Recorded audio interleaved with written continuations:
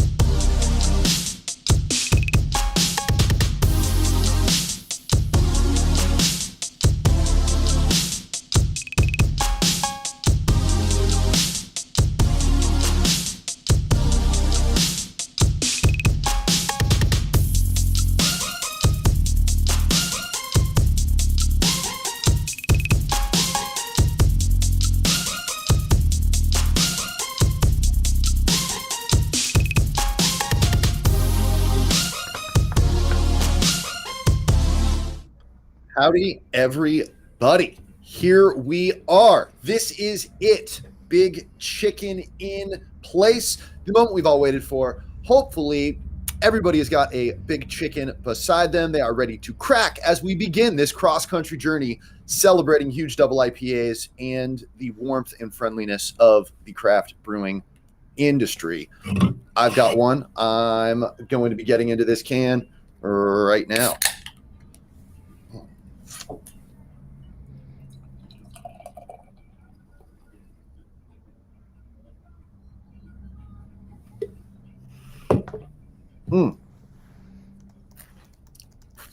This is fantastic.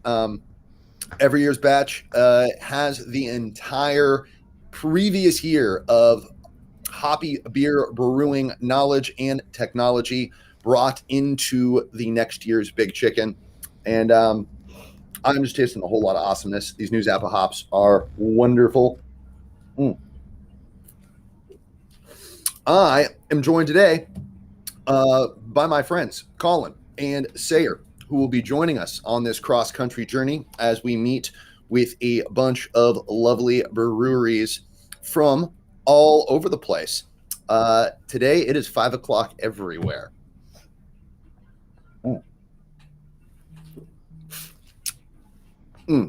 Wonderful. We have been making Big Chicken for years, and this batch, just like last year's batch, is the best one that we've done so far. I am really excited about this one. 10.3%. We take all of our beer brewing experience and create one statement on freshness that everybody gets to enjoy. Thanks to our hardworking shipping partners and our hardworking logistics team. Shout out to our shipping coordinator who's gotten that chicken to everybody. And shout out to Colin, who is joining me here to talk about the history of the chicken. You go all the way back. Bob Wagner, how the hell are you? I got a big chicken in my hand. I got a bigger chicken behind me. Everything's pretty good. For the viewer at home, you absolutely cannot tell how giant the big chicken behind Bob is. It just looks so like big. color. Yeah, it's, if you can imagine this, but so large that all you can see is a little red and a little black. But I know it's back there, and I have this gigantic chicken supporting me and pushing me forward in my journey. A metaphor for the whole company, really. So I got to tell you, I am crazy excited about this because I've not actually had any big chicken yet. Big Chicken is one of those things. It's a huge lift every year. One of the things I love most about this beer is it's not just a double IPA. It is a team sport in which our entire staff has to execute at just the highest level to make this whole thing happen. Absolutely. And this year, with COVID, with not being able to go out and do it wholesale, it's harder than it's ever been. And the whole team just like super executed on it. And so for me, as a tradition, I try not to drink any Big Chicken until after the work is done. Sure. And so at this point, the team has hustled and executed. There is still some work left to be done, but I feel confident at this point having this first sip. Absolutely.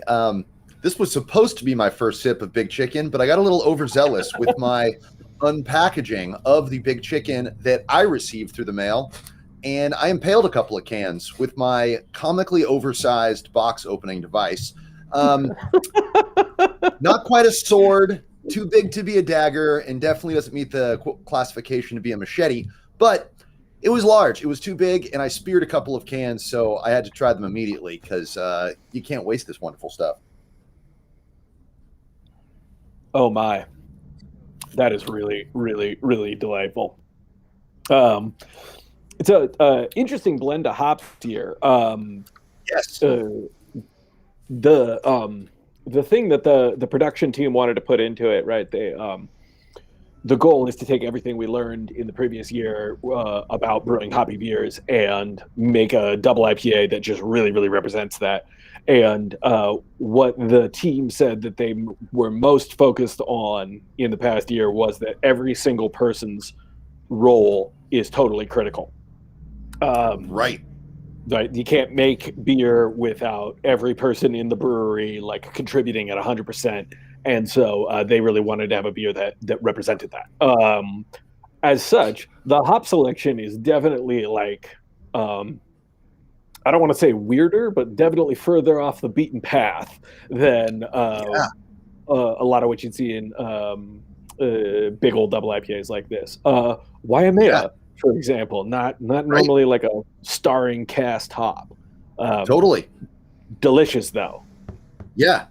We got a little something old, something new. None of these hops are blue, and none of them were borrowed. That's what we do with selectors. We borrow some hops from our good friends at Fort Point. But for this year, where we wed barley, hops, yeast to the moment of freshness that creates Big Chicken. So we've got Simcoe, which you will see in lots of beers from us, lots of great beers from lots of folks. And in addition to Strata, rising star for the last couple of years, Zappa, which is a newer one on the scene. And Zappa is a lot of fun because it's named Zappa literally after the famously wacky musician, brewery inspiring musician Frank Zappa, who famously said, "You're not a real country until you have an airline and then maybe a beer." But yeah, this is partnered with the Zappa family. The Zappa hop itself is of the Neo-Mexicanus lineage, found growing wild in New Mexico. If you can extract that from Neo-Mexicanus, those hops have been popping up all over the place. Zappa is one of the newest cultivars from the Neo-Mexicanus line, and it's lovely. It's fun to see brand new hops in there. I know we've brewed a lot of Big Chickens with the hops you'd expect, lots of Simcoe, lots of Mosaic, Big Strong Amarillo showing in 1 year, if I recall correctly. Oh, yeah. But speaking of recalling correctly, while this beer is everything we've learned in 2020 brought to bear on our 2021 brewing scheme, perhaps you can tell us about Big Chicken's past. This is a year's worth of brewing to make Big Chicken. What's a decade's worth of Big Chicken in making a brewery? I don't think we're quite at a decade of Big Chicken yet, but we're pushing it. Yeah, I'm in marketing. We round up. So the thing that always made Big Chicken really, really special, like I said, is first is it's the focus on freshness, right? And it's that like every year except this year has been a 0-day double IPA, right? Packaged, delivered, consumed, same day. Yeah. Which is such an important thing. Like freshness has been such a bedrock principle of quality for us since the get-go that I love having this beer specifically designed around it. Second, the thing that makes it really special and has since the very beginning is that it is a team effort, right? That it's something that like 0-day beer like this is not just possible with the brewery. You have to have the delivery drivers and the warehouse people to help execute on that. You need to have the salespeople to coordinate. You need to have the marketing people to spread the word. You need to have a retail team that's ready for a really fucking busy day, right? Which is kind of the third thing that's special about Big Chicken Day is it was always Big Chicken Day. We've always used the term anti-exclusivity to describe this brewery. We're not just about including people. We're about going out and taking the things that make it hard for people to enjoy the best beer in the world, availability, big lines, big prices, and we just blow them the fuck up. Right. And so Big Chicken for us was never a like, hey, you're going to have to stand in this huge line and like maybe you'll get some at the brewery kind of thing. It was always like we made as much of it as we possibly could within like the parameters we set for ourselves, which is this totally ambitious freshness window and like crazy delivery schedule. And then we don't just have it at both of our tasting rooms. Every year up until now, Big Chicken has gone to as many of our wholesale accounts as we could possibly get it to. Right, because it's not about this one thing that's special one day a year. It's about all the people who support us all year long, right? That starts with our team, but it also includes all the bars, the restaurants, the grocery stores, the liquor stores that support us. So COVID threw a big fucking wrench in all of that. As it does. as it does. I don't think that surprises anyone. But back in December, we had to make the call. It was like, do we feel like it's going to be in a good place to do Big Chicken Day? And correctly, I feel like we made the decision that it was not. Like trying to do an event that is intentionally congregating hundreds of people at multiple locations around the Bay is just a bad move. And so we decided to push Big Chicken Day, hence Big Chicken in Place is not our official Big Chicken Day. We're going to do another official Big Chicken Day later in the year. We keep saying this, and I keep saying it because I want people to trust and believe. We're doing this, folks. Absolutely. We're going to package, deliver, and tap kegs of Big Chicken all over the Bay at a better point in the vaccination curve.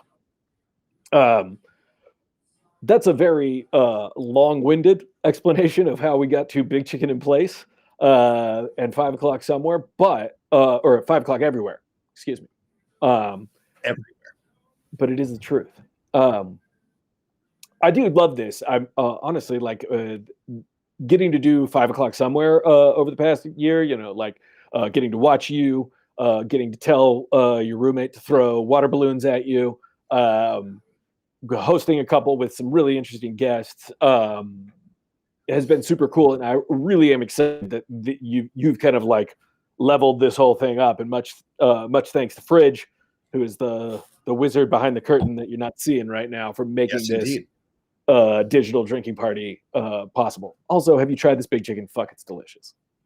Yes, this Big Chicken is delicious. We're going to be cruising towards our first guest here pretty quick, but what can you tell us about Big Chicken's past? If you just turned 21 this year, I really hope you weren't joining us on previous Big Chicken Days. If you're new to craft beer, I am super glad you are joining us for this Big Chicken Day, but maybe you weren't around for the last few. What is the history of this beer? Began as a barley wine, right? I see you're just trying to force me to tell the barley wine story. Yeah. I am. Big Chicken started when we were still brewing on the 2-barrel system. I believe the first batch was 2013. We made 4 kegs of a barley wine called Big Chicken, and at the time we made a second runnings beer called Little Chicken, and those 2 beers have clearly evolved away from each other. But that was the only batch that was a barley wine, was those 4 kegs. So I believe 100% Golden Promise, and then just like so much Simcoe, because Shane loves Simcoe. Yeah. The following Big Chicken, I believe, came in 2015. We skipped a year, maybe 2. It was 2015. We were brewing at Petaluma Hills. We did a small batch, kegged, delivered all of it out of Vance, our Econoline van that refuses to die. And then from there, it just got bigger and bigger and bigger. And it's always been super cool to me that every year our team has put more into making it bigger and more over the top. And people have responded by supporting us in that. And so like, because it's important to other people, we feel the need to like push it every year, and then it's more special to them, so we have to push it more. It's a fun, virtuous cycle with the people who drink our beer. That's a great way to sum it up. Big Chicken, it's a fun, virtuous cycle in a glass. And also, real quick, shout out to Vance, Mr. 450,000 miles. What else you got? I don't know if we're actually quite that high yet, but we're in the neighborhood. Cheers to Vance. Pushing 400 for sure. Mm-hmm. Shucks, it was 380 when I was driving him. Yeah. So, we've been talking Henhouse. Let's meet some other folks. I believe it is about that time. We are going to start off today with the good folks from Oozlefinch Brewing. I'm about to be joined by Jason Fallon, who is their keeper of the flow, which is a delightful way of saying their sales and strategy czar. It's going to be a really good time. Oozlefinch is making some fantastic beers out of Fort Monroe, Virginia, and we love helping to put them on shelves here in the Bay Area. What? Jason, hello. What? What's up? What's up? Jason, great to meet you. I'm Bob. Thank you Hey, Bob. How you doing? much for making the time. I'm doing great. And y'all got some big chicken there out in Virginia? We have a wonderful box that you guys have sent out. Unfortunately, no big chicken because I think it was right when we had a little bit of an issue. But Yes, I you're have exactly right. the art of freshness. That is Right? also a fantastic beer. Right part of here, our getting Hidden Out in, series. getting into some of that. So I am loving that right now. So thank you very much. Excellent. Thank you guys very, very much for making the time to join us on all of this. We are trying to re-inject some of the fun that COVID stole out of life right back into life by making this day such a fascinating internet spectacular. And who is this fine platted gentleman sitting next to you? So, as if the keeper of the flow was just not enough, now you have to meet the master of the flow right here, the Awesome. owner, Mr. Russell Tinsley. Russell, thank you so much for making Hello. the time to join us. How are you guys? We are doing great. This is the start. You're catching me fresh. You're catching me sober. See? You're catching me lucid. There you go. This shall be the interview that all the others are judged by. Oozlefinch, you guys make a lot of incredible stuff. Definitely some of your styles definitely taste like something I would expect an Oozlefinch to taste like. Tell us a little bit more about the history of your bird.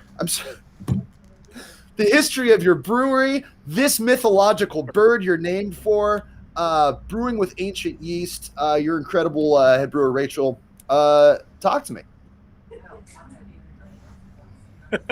I'm gonna let Jason start out, and then I'll head up whatever he doesn't touch on. All right. Fantastic. So we are incredibly lucky enough to be on a 400-year-old decommissioned Army base. Part of being here is very rich in history, an incredible connection to the community. You touched on a yeast strain that is proprietary to us. That was actually pulled off of a 160-year-old artifact here on the fort itself. So it is proprietary to us.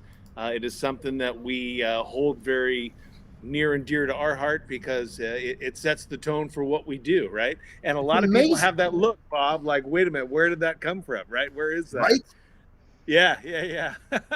and more or less, what the hell is an Oozlefinch, right? You know? Right. So that's a whole nother story in itself. And I'll let Russ take it from here on that one.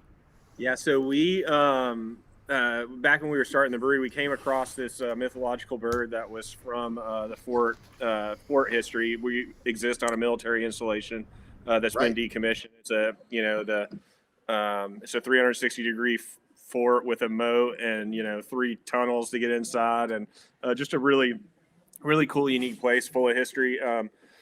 But we, as I did research, we were looking for a name that may connect us to our local community. What we found was this, for all intents and purposes, it was a secret society on the base that existed between a bunch of Army artillerymen. And so they kind of created their own secret society. It was founded on 3 principles. One was getting drunk together. The other one was gambling together. And then the third one was roasting each other together. So it was, cool little weird thing. They had a crest and everything, and they took it very seriously. But the crest, the Latin inscription on the crest stands for "What the hell do we care?" And there was just, the bird looks silly, and for us and what we're trying to do, it just fit. A bunch of weird boats that are every bit as crazy and as insane as that story. So it's for us, it was the perfect name and logo. And the one thing that we didn't expect was how much that bird would play a part of the branding in our brewery. At first, we didn't even mess with it for about a year. And then once we figured out, how much it just resonated with people, it really started to take more of a focus on our entire brand. So, yeah. But, cool secret society that they got together, had a bunch of fun, drank a lot of beer and alcohol, and made fun of each other. So we couldn't think of a better Pretty much scenario. what we do here on a daily basis. 100%. Yeah, no, absolutely. As someone who does work for a bird-themed brewery, I completely get it. Yes. Right on. This is lovely. I just poured myself some Party Dinosaur. Get this Nice. up here in frame a little bit. It is wonderful. One thing, Thank this is like a minor thing to a lot of folks, but something I really, really enjoy about your guys' cans, not even the beer inside, but I love that Rachel's name is on every can. It kind of reminds me of like how like all of our money is signed by the Secretary of the Treasury, but to me it has a very buck stops here kind of feel to it. Like, yes, I made this. This is how I'm proud of this beer, and I'm literally putting my name on it. Folks, I think that's a wonderful thing. It's showing, how much intention you're putting into your recipes, your brands, and what your end consumer's experience is going to be. I love stuff like that. Yeah, and honestly, for me as an owner and manager of the business, it really gives us an opportunity to just show appreciation for everything that they've done. And so, Rachel, she gets a lot of press already, but anytime that we can bring back to her or Bethany or whomever made the beer, I mean, they deserve it far more than me sitting here talking about something that they mastered and made for themselves. So anytime we can give them that a little bit of appreciation, I think is very important. So but she absolutely kills it. So she has no problem putting her names on those beers. No, she absolutely shouldn't. And she is remarkably young for a head brewer. And just not only making, slamming beer. Like, this beer is fantastic. It has a ton of ingredients, a ton of things going on. And what I'm tasting are all of these different elements, this symphony of flavor held in astonishingly good balance. I am one of those irrelevant old gray bearded sons of guns that reads a list of ingredients like this and says, well, they put it in the can. It's probably good. But yeah, then you check out the beer and you're like, oh my gosh, they really pulled it off. Like, it's got all this stuff going on and nothing is overpowering. It's just super fun and delightful. I mean, thank you. Like, these flavors are like making me giggle. Like, it's so good. I'm like, oh, it's like I'm being told like a little witty remark with every sip. That's awesome. Yeah. I mean, honestly, that's kind of the goal for us. Part of our whole mantra and our mission statement with the brewery is to challenge your palate, in a way that it hasn't been challenged before. And, we were having a discussion with somebody else earlier today about, it's easy to throw raspberry and vanilla and lactose at a beer and make it taste good. For us, it's about creating unique experiences and unique flavors. So that way, when the consumer has that experience, it's something that they don't forget. It's a flavor profile that they've never had before. And, finding, I think we get a lot of unique flavors out of all of our beers, but there's always one like once every month or two where it just literally knocks your socks off and you taste it. You're like, this is exactly why we're here and why we're doing what we're doing. Yeah. You can really, really taste it in there. Does that incredible ancient proprietary yeast that you guys have, does that pop up in everything? Is it just part of like a barrel age program? I'm drinking a lovely Berliner Weiss right now, which by definition has not spent time in barrels. How often do you guys get that fascinating ancient yeast in there? We do a couple beers a year in steel with it, but we have barrels that it is living and doing its thing in the barrels. And so we utilize it quite often in the barrel program.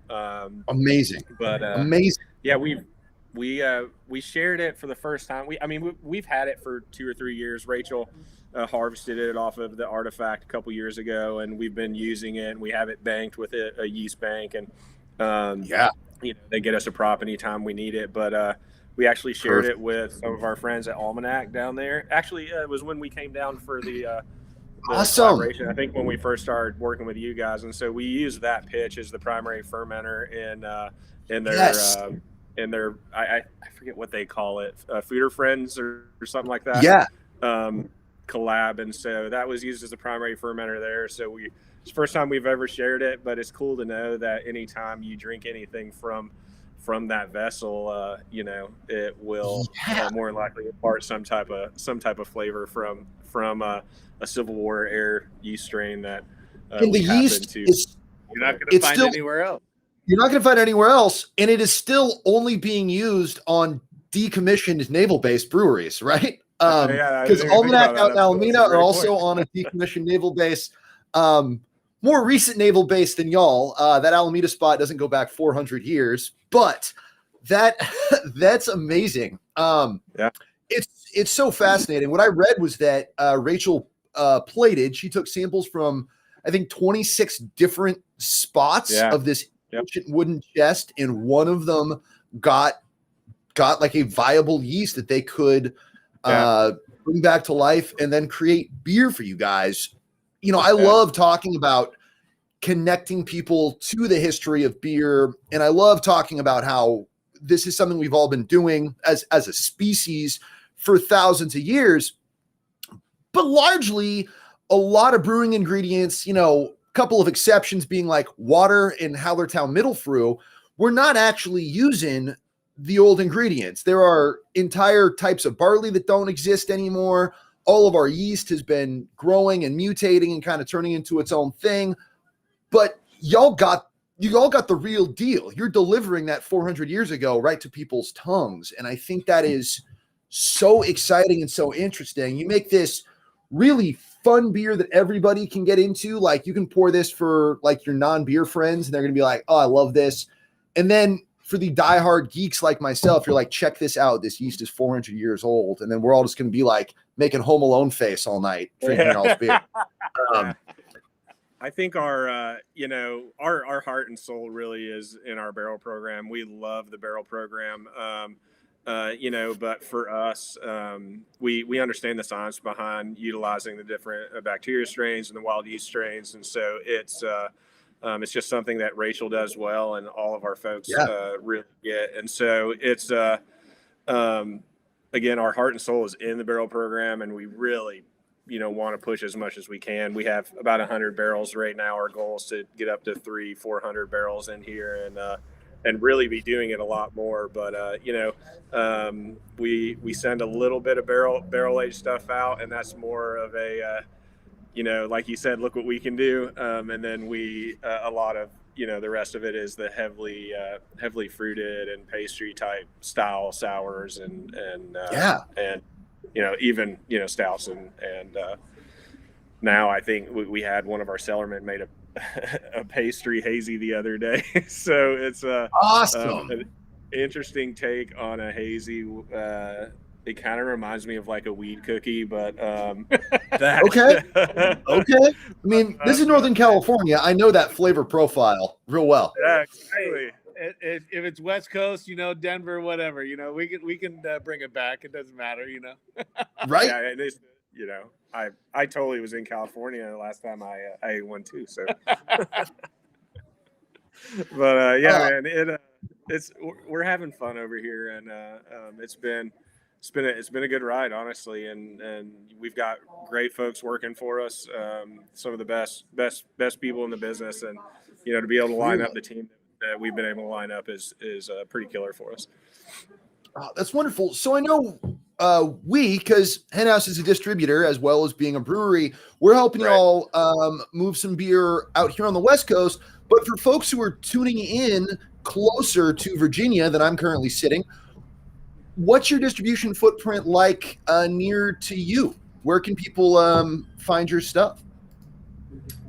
So we're currently distributed in 18 states. Up and down the eastern seaboard is really the largest part of our footprint. Yeah. And then we'll go out west. Obviously, you guys have had a big hold on the Bay Area, which is near and dear to my heart. My conversations with Sarah and Sarah. I'm a Bay Area kid, born and raised, so it's really nice to be able to be back here and have some beer on the West Coast and to see the people's reaction. So I really am so thankful for you guys' support out there. But up and down the seaboard, from Florida up to Maine, multiple states in between, and then out to California, Oregon, do a little bit out in Colorado, and just working our way. So, yeah. That's fantastic. Y'all are a big Finch. 18 states almost caused me to shoot Party Dinosaur right out of my nose. Congratulations on that success. That is really cool. It's been fun. Sorry to cut you off. It's been fun, but for us, it's more. We spread ourselves pretty thin. 18 states is awesome to be in, but more important to us is really showing support for local homegrown mom and pop shops, and that's kind of our focus. We don't do a lot of national accounts. We do a little bit here in our home market just because it's our home market, and it's we do it a little different here than everywhere else. But for the most part, we stick to small mom and pop shops, and that allows us to spread ourselves thin and spread ourselves out.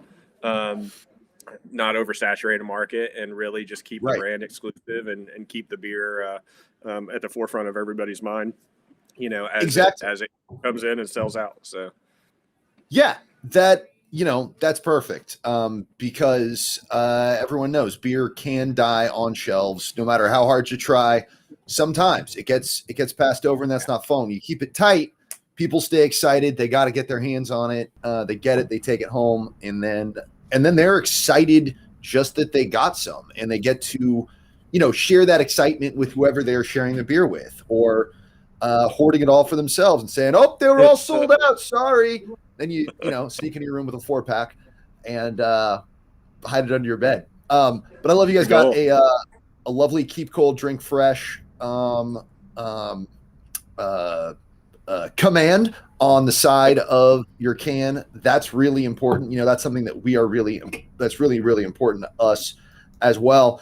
I kind of can't believe how well all of these different elements, like sip after sip, I'm just like, it's like, it's still working.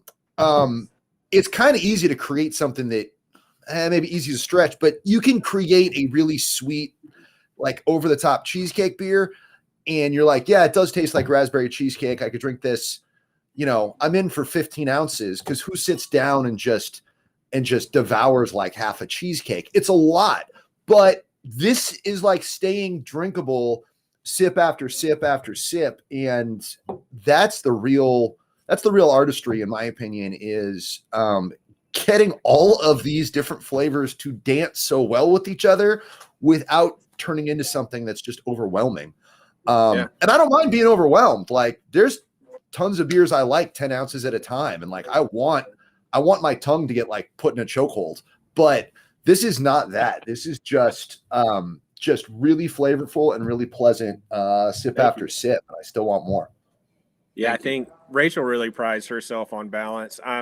So if you see some of the crazy beers come out of here, most of the crazy stuff is more my directing those beers, and most of the stuff that's crazy and balanced and are the ones that you go back to over and over is more Rachel's thought in the game. And so she's all about balancing flavors, if it's fruit, spice, sour, everything in harmony together. That's more her thing. For me, it's like, I'll cram as much stuff into the tank as I can get, and just hope that I come up with a unique flavor that you've never had before.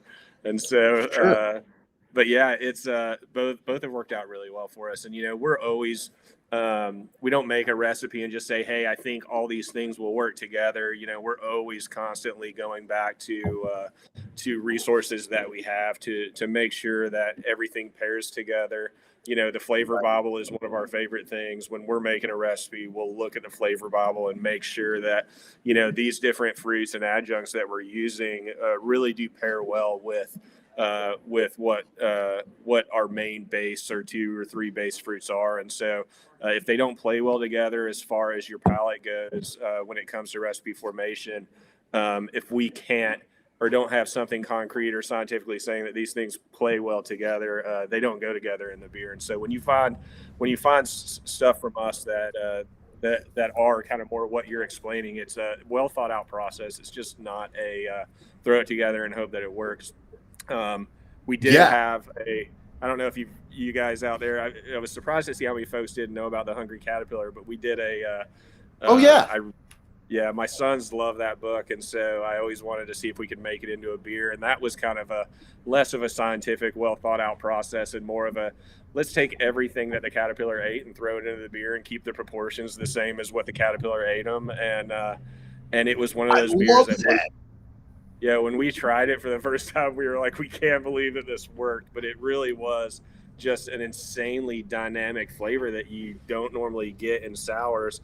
But we use fruits that you wouldn't find in a lot of sours, plum, orange, apple, strawberry, and pear, right? Yeah, pear. So, I mean, a lot of fruits you normally wouldn't find in a sour, but the most surprising thing to me is how good orange and apple work in sours. And so we've really honestly started to utilize a lot more orange and a lot more apple in some of the sours because it really does it sends a dynamic twist on the flavors that that you're not used to, and maybe Different one element, day you will be, and more people will start using stuff like that. But it's just a really cool twist on the ingredients to make it a little more unique. Yeah, and it's such a great way to work in something that so many people are familiar with. Now, I haven't myself read Hungry Caterpillar. You're missing out. It's been a couple of decades, but I was a fan of that book at one point in my life. You don't see a lot of palm fruit, apples and pears getting worked into beer. I know some folks I've talked to said that they're worried about possible acetaldehyde perception. And then also you're like, well, I don't want it to get too cidery and have people think this is like a cider thing, but at least with this particular Party Dinosaur that I'm drinking right now, which has some apple in it, y'all have struck a really lovely balance where I get a hint of it in there, but I don't think I'm drinking a cider, or I don't think it's that green apple off flavor that Ray Daniels will slap your knuckles if you say that's appropriate in a beer. It's just lovely. Yeah. If I'm a wreck in that next interview, it's because Party Dinosaur was so good. The dinosaur came to get you, right? Yeah. The dinosaur turned me to oil. Yeah. We had a beer that we made for another online fest. I think the fest is coming up in the next couple of weeks, but Hop Culture's doing they're calling it a Saturday morning fest. So I love Nesquik, strawberry Nesquik. Growing up, that was the thing. And so I was like, let's throw 300 something pounds of it into a beer and see what happens. That beer, I really love it, but it's, you could say that it fermented out quite a bit more than we expected it to. Okay. And, we ordered a pasteurizer. So, in a couple of weeks, we'll be pasteurizing everything. So, the true intention of how we blend together those fruits and different flavors will be a lot more obvious after the pasteurizer is here. But right now we don't have that luxury. So, we put it in the tank and crossed our fingers that it wouldn't attenuate too much. And then I think that it's one of those beers, man. It's almost wine in a can. So, but we've had a lot of fun with it. So, yeah. Is that segment in California distribution? Unfortunately, that did not make it out to California. We kept that pretty close to the home base. Yeah. A lot of it went to the festival already, so they bought up a massive chunk of it. But we're gonna do it again, and I want to do it post pasteurizer, so that way we can really marry those flavors together and throw out what I really imagined when we did it. But we did not expect it to attenuate out as much as it did, and she boozy. So It'll put a whole different spin on your Saturday mornings, Yeah. I'm dying to try that. A little container of strawberry Nesquik was my treat every day after summer school was over in high school. I was like, I made it. Bob, don't worry. I can make your adult dreams come true. Don't worry. Thank you. That was 3 summers of high school, summer school. So that strawberry Nesquik is very near and dear to my heart. I would love to have the beer equivalent of that. We'll send you some. And then honestly, what we learned through this is, when I was testing it out to see if it would even work, I was just taking like a base sour that we had and mixing it together. And I'm like, man, this stuff's really good in anything. I've never had it in anything other than milk. I started making mixed cocktails at home with it. And it's absolutely phenomenal for any drink that you make. So literally get some Nesquik and use it for your cocktails at home too. Cause it's my wife and I, we keep it in the butler pantry now next to all the alcohol. So we can make some little mixed cocktails with it, but it's surprisingly good in a lot of things. So that is fantastic. I'm going to be mixing Nesquik. After we're done today, I am getting myself a big container of it so I can experiment with tons of different stuff. That sounds like a really good time. I love that you discovered other spots that it could be used for. Oh, wonderful. Yeah, we're wrapping up. We're about to move on to another time zone and another brewery. What's some fun stuff that's coming up for Oozlefinch? Both beers that you'll be sending out to us for our Bay Area friends, and then stuff that folks can get into in y'all's neck of the woods. We're doing a lot of different things right now, but our focus for us is really about to change toward doing our own online festival. We have a sour fest that we're doing called Friends with Benefits, and we haven't released it yet online, but we're gonna release sales for those this coming up week, and it's we're going to be able to ship to 30 different states. California is finally included this time. Last time it wasn't when we did FML. And so you'll be able to order our beer in California. Super excited for that. Friends with Benefits, it's a charity event where instead of like pitting sour breweries against each other to see who's best and who's not, we have a bunch of stupid superlatives that folks can vote on, most likely to make you call your ex or something like that, or some of the things that we come up with. But it's all themed around Friends with Benefits and that kind of theme. And so we've got 3 boxes. You've got one box that's called More Than Friend, or no, you've got what's the first box called? Do you remember? There's Friends with Benefits. Well, the Friends with Benefit, the 3, but I don't remember the first one. Dang it, I can't think of it. Sure. But there's one that's like More Than Friends. Keeping It Casual is the first box. Second box is More Than Friends, and then the VIP box, which we're only selling 144 of them, is we're calling it the Bangin' Box. And so it's going to have 4 highly sought after bottles from different folks who are just killing it in the sour game, and then you'll have different swag and stuff that will come with it for those boxes. So we're really focused more getting ready to do that and plan the online piece. I have a hookup with one of the judges from Forged in Fire, which has recently blew up to be a big show. So he's gonna, have Rachel and I come down and do some knives with him and shoot beers at knives and do some fun stuff like that. So it'll be really cool as one of our hour-long segments. But then to come along with it, Rachel planned out a beer to send in the box that's going to be our beer, and it's to keep with the theme. There's some ingredients going in there that are you would call libido enhancing ingredients. Enhancers. Okay. Yeah, prepare yourselves. Yeah, it's gonna be a fun sour. Definitely pucker up there, no doubt. Yeah. Oh, but that's what we're working on right now, and we'll have the tickets go on sale, and then we'll start planning the rest of the virtual fest piece after that, and make sure we get everything knocked out and just see if we can blow this one out of the water and have some fun. And then we'll probably turn around and do it again for FML again in late summer. So. Yeah, that sounds fantastic. Do y'all have a date for the fest or a date for when tickets are going to be available for folks?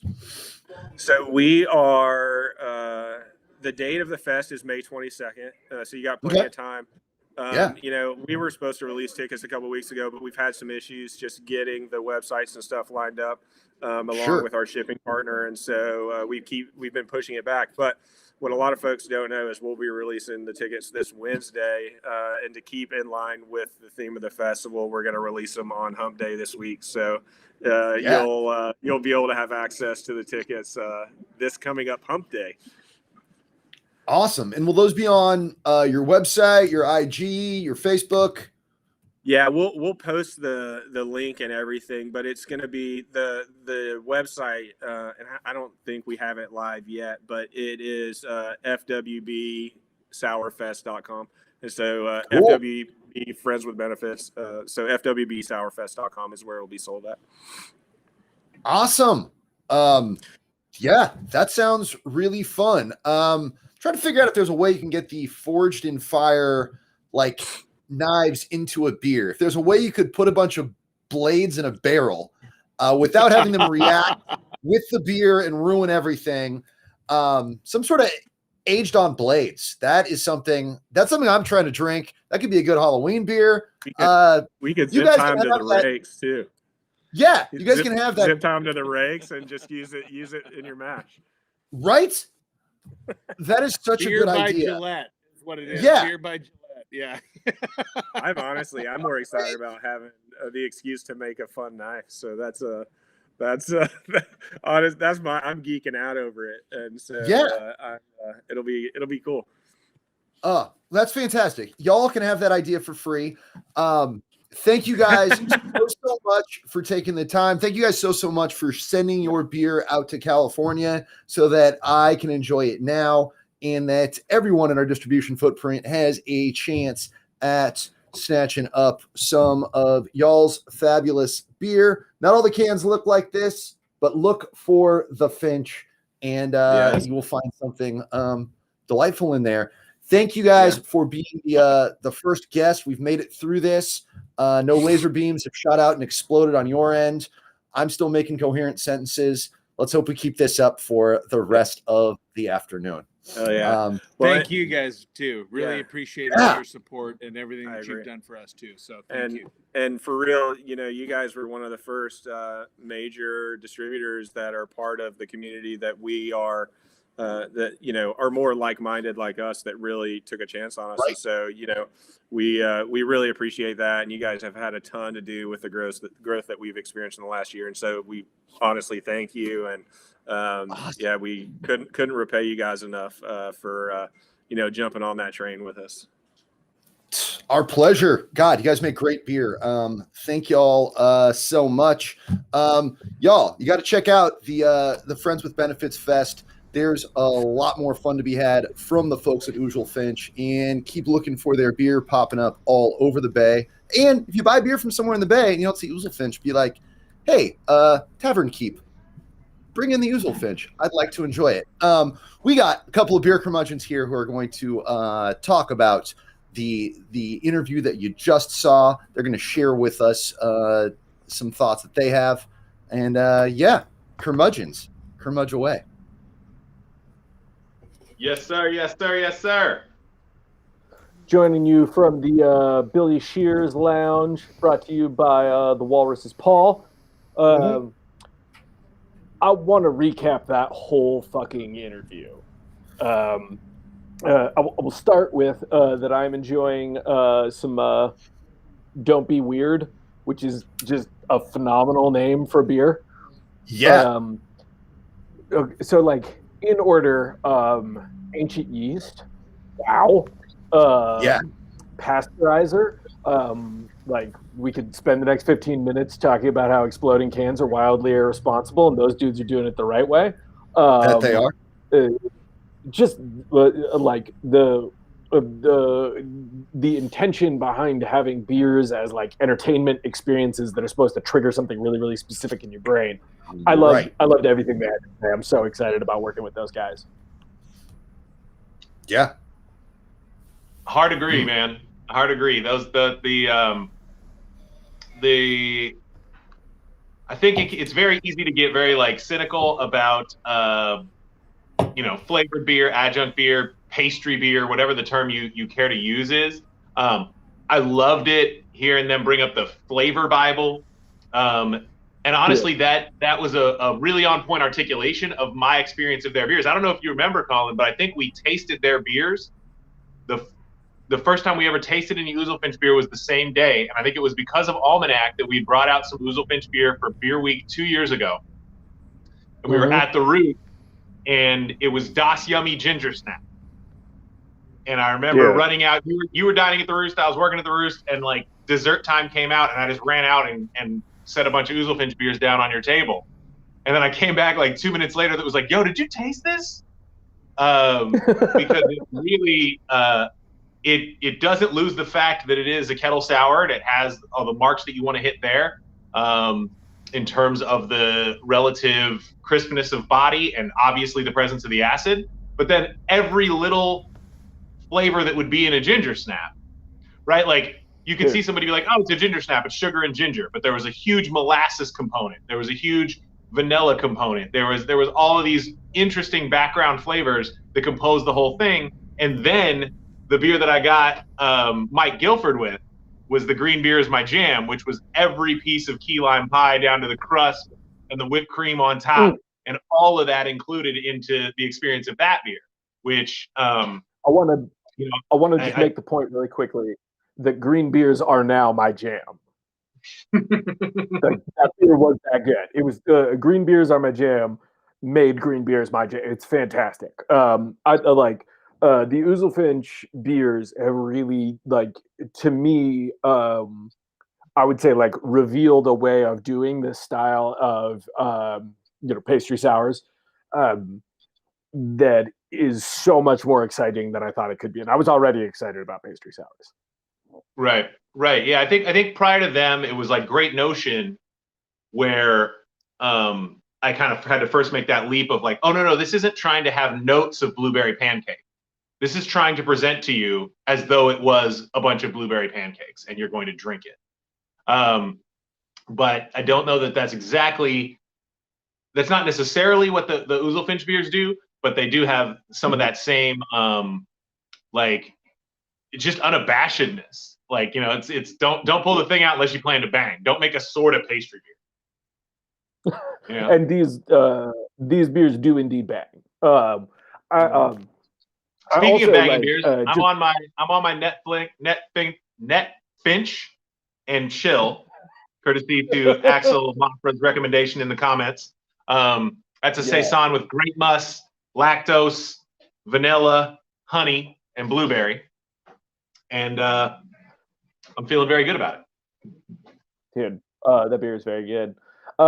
One of the ones I did want to touch on from that interview that I thought was really notable, like particularly because it's a big thing right now, is like more and more breweries are getting like into these heavily fruited beers, which is just putting a lot of fermentable sugar into small vessels, which can overpressurize and explode, right? Like exploding cans. Anybody who's been to any Reddit beer forum or been on Twitter in the past 2 fucking years knows how lame exploding cans are and how few breweries are actually taking responsibility for the fact that they're putting essentially a bomb in someone's hands. That a brewery as small as Oozlefinch, right? Because they're not like a huge brewery, right? Like those guys are like very much a like small craft brewery. They're buying a pasteurizer is a level of commitment to doing things the right way, and also just taking away the excuse that like, well, you like this beer and this is the way it's got to be, right? Like you can pasteurize those beers and do something that's delicious, that's, like got a ton of real fruit in it, that's not going to ferment on the drive back from the brewery to your house and blow up a can in your car, right? Like I thought it was so cool that those guys just like came out and were just like, yeah, pasteurize is showing up. We're gonna like make sure that all this shit is safe and that we can really push the limits in a way that's safe. Right, which brings awesome. us to, I can't believe this isn't what we started with. Nestle Quick? Yo! Very excited. Very, very excited.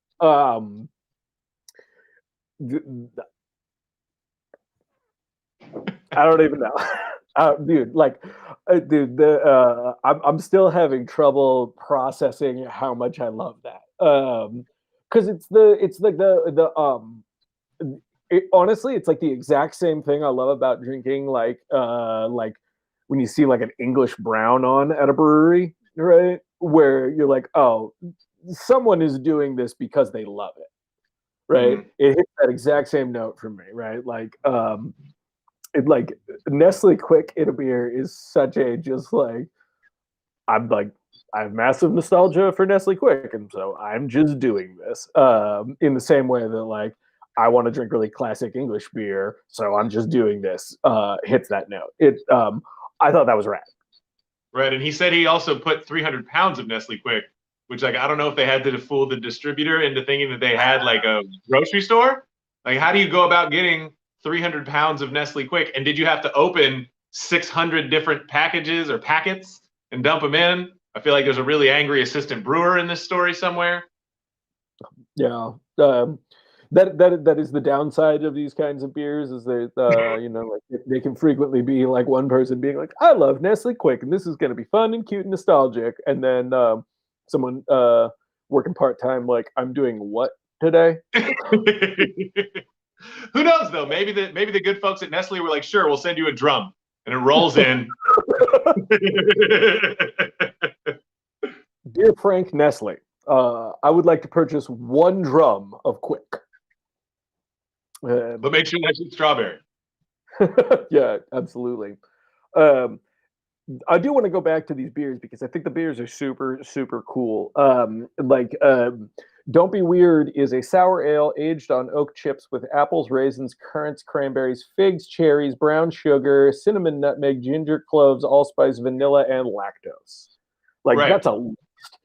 And it's not overbearing or terrible as like a list might strike you. It's actually like fairly well balanced, like he was saying. He was pointing out that Rachel really pushes for like having these beers be approachable, and it has like a lot of that, but it has the like complexity and loudness and fun, but at the same time is just very approachable and very drinkable. I think it's a really remarkable balance to be doing things that are this wild, this loud, like this like heavily adjuncted, that are still beers I would probably drink at a barbecue. And well, the other thing too is it's a list, but it's literally the list of ingredients at the top of a recipe. Yeah, all those things classically go together, right? Like you're making a fruitcake, you're making a particular kind of apple tart, right? Like all of those things represent or literally are the ingredients that would be in that pastry, right? And that's what I mean about the like, if you're going to do pastry, right? Like pastry isn't just sugar and flavor, right? It's all of these different flavors that meld into one thing. And that finished product flavor is what we actually know, right? Like apple pie is a flavor that is not just apples and brown sugar, right? It's a whole set of things that are involved in the dough, some salt, some other things. And it's funny, I used this term last night discussing a different beer, and the fidelity of the flavor experience is super critical, right? You're like, oh, like this actually tastes like the finished product, not somebody playing with the same ingredients that went into that product. And it's so far from what we've done here. But it is, and I think that's part of why it's so fascinating, right? Like, we've done one juiced beer with some significant spices in it. But nothing like this, where it really is like, our goal here is to provide a culinary experience in a way.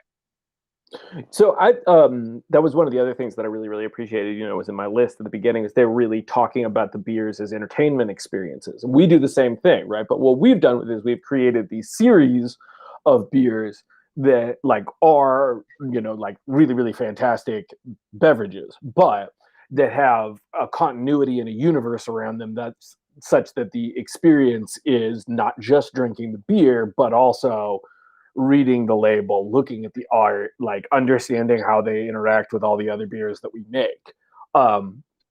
It's I don't want to say it's easier or more difficult to create that same kind of entertainment involvement, that level of like back and forth with the end consumer via like the actual beer itself and not like the beer plus the package. But it certainly is kind of like a differenter way of accomplishing the same thing we're doing, which is to try and make it more than just like a beverage you drink to get the 6% of it that's alcohol, right? It's about creating something that's like fun and entertaining for people, something that they can talk to their friends about, something that's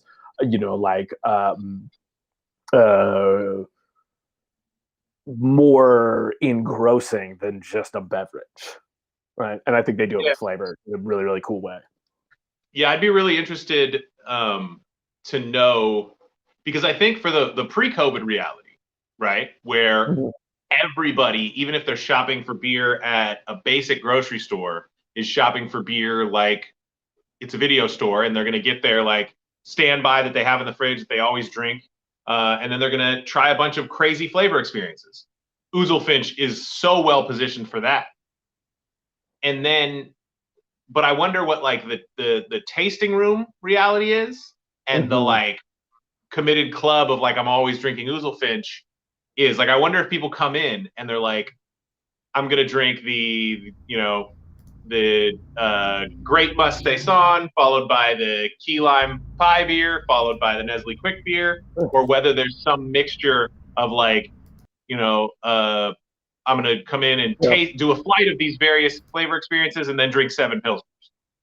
So I have an awesome answer for that question, but I see the flashing 5 o'clock everywhere, which means it is 5 o'clock Central Time right now, and we're throwing back to Bob real quick. Bob Wagner, you wanna take it away, introduce us to our next guest? Put it back to me for quite a while as we welcome in Brian Golding from Rhinegheist Brewing Company out of Cincinnati, Ohio. We are staying cross country and having a really good time doing it. Rhinegheist, fabulous brewery. We were lucky enough to brew a collab with them called Primary Source a while back.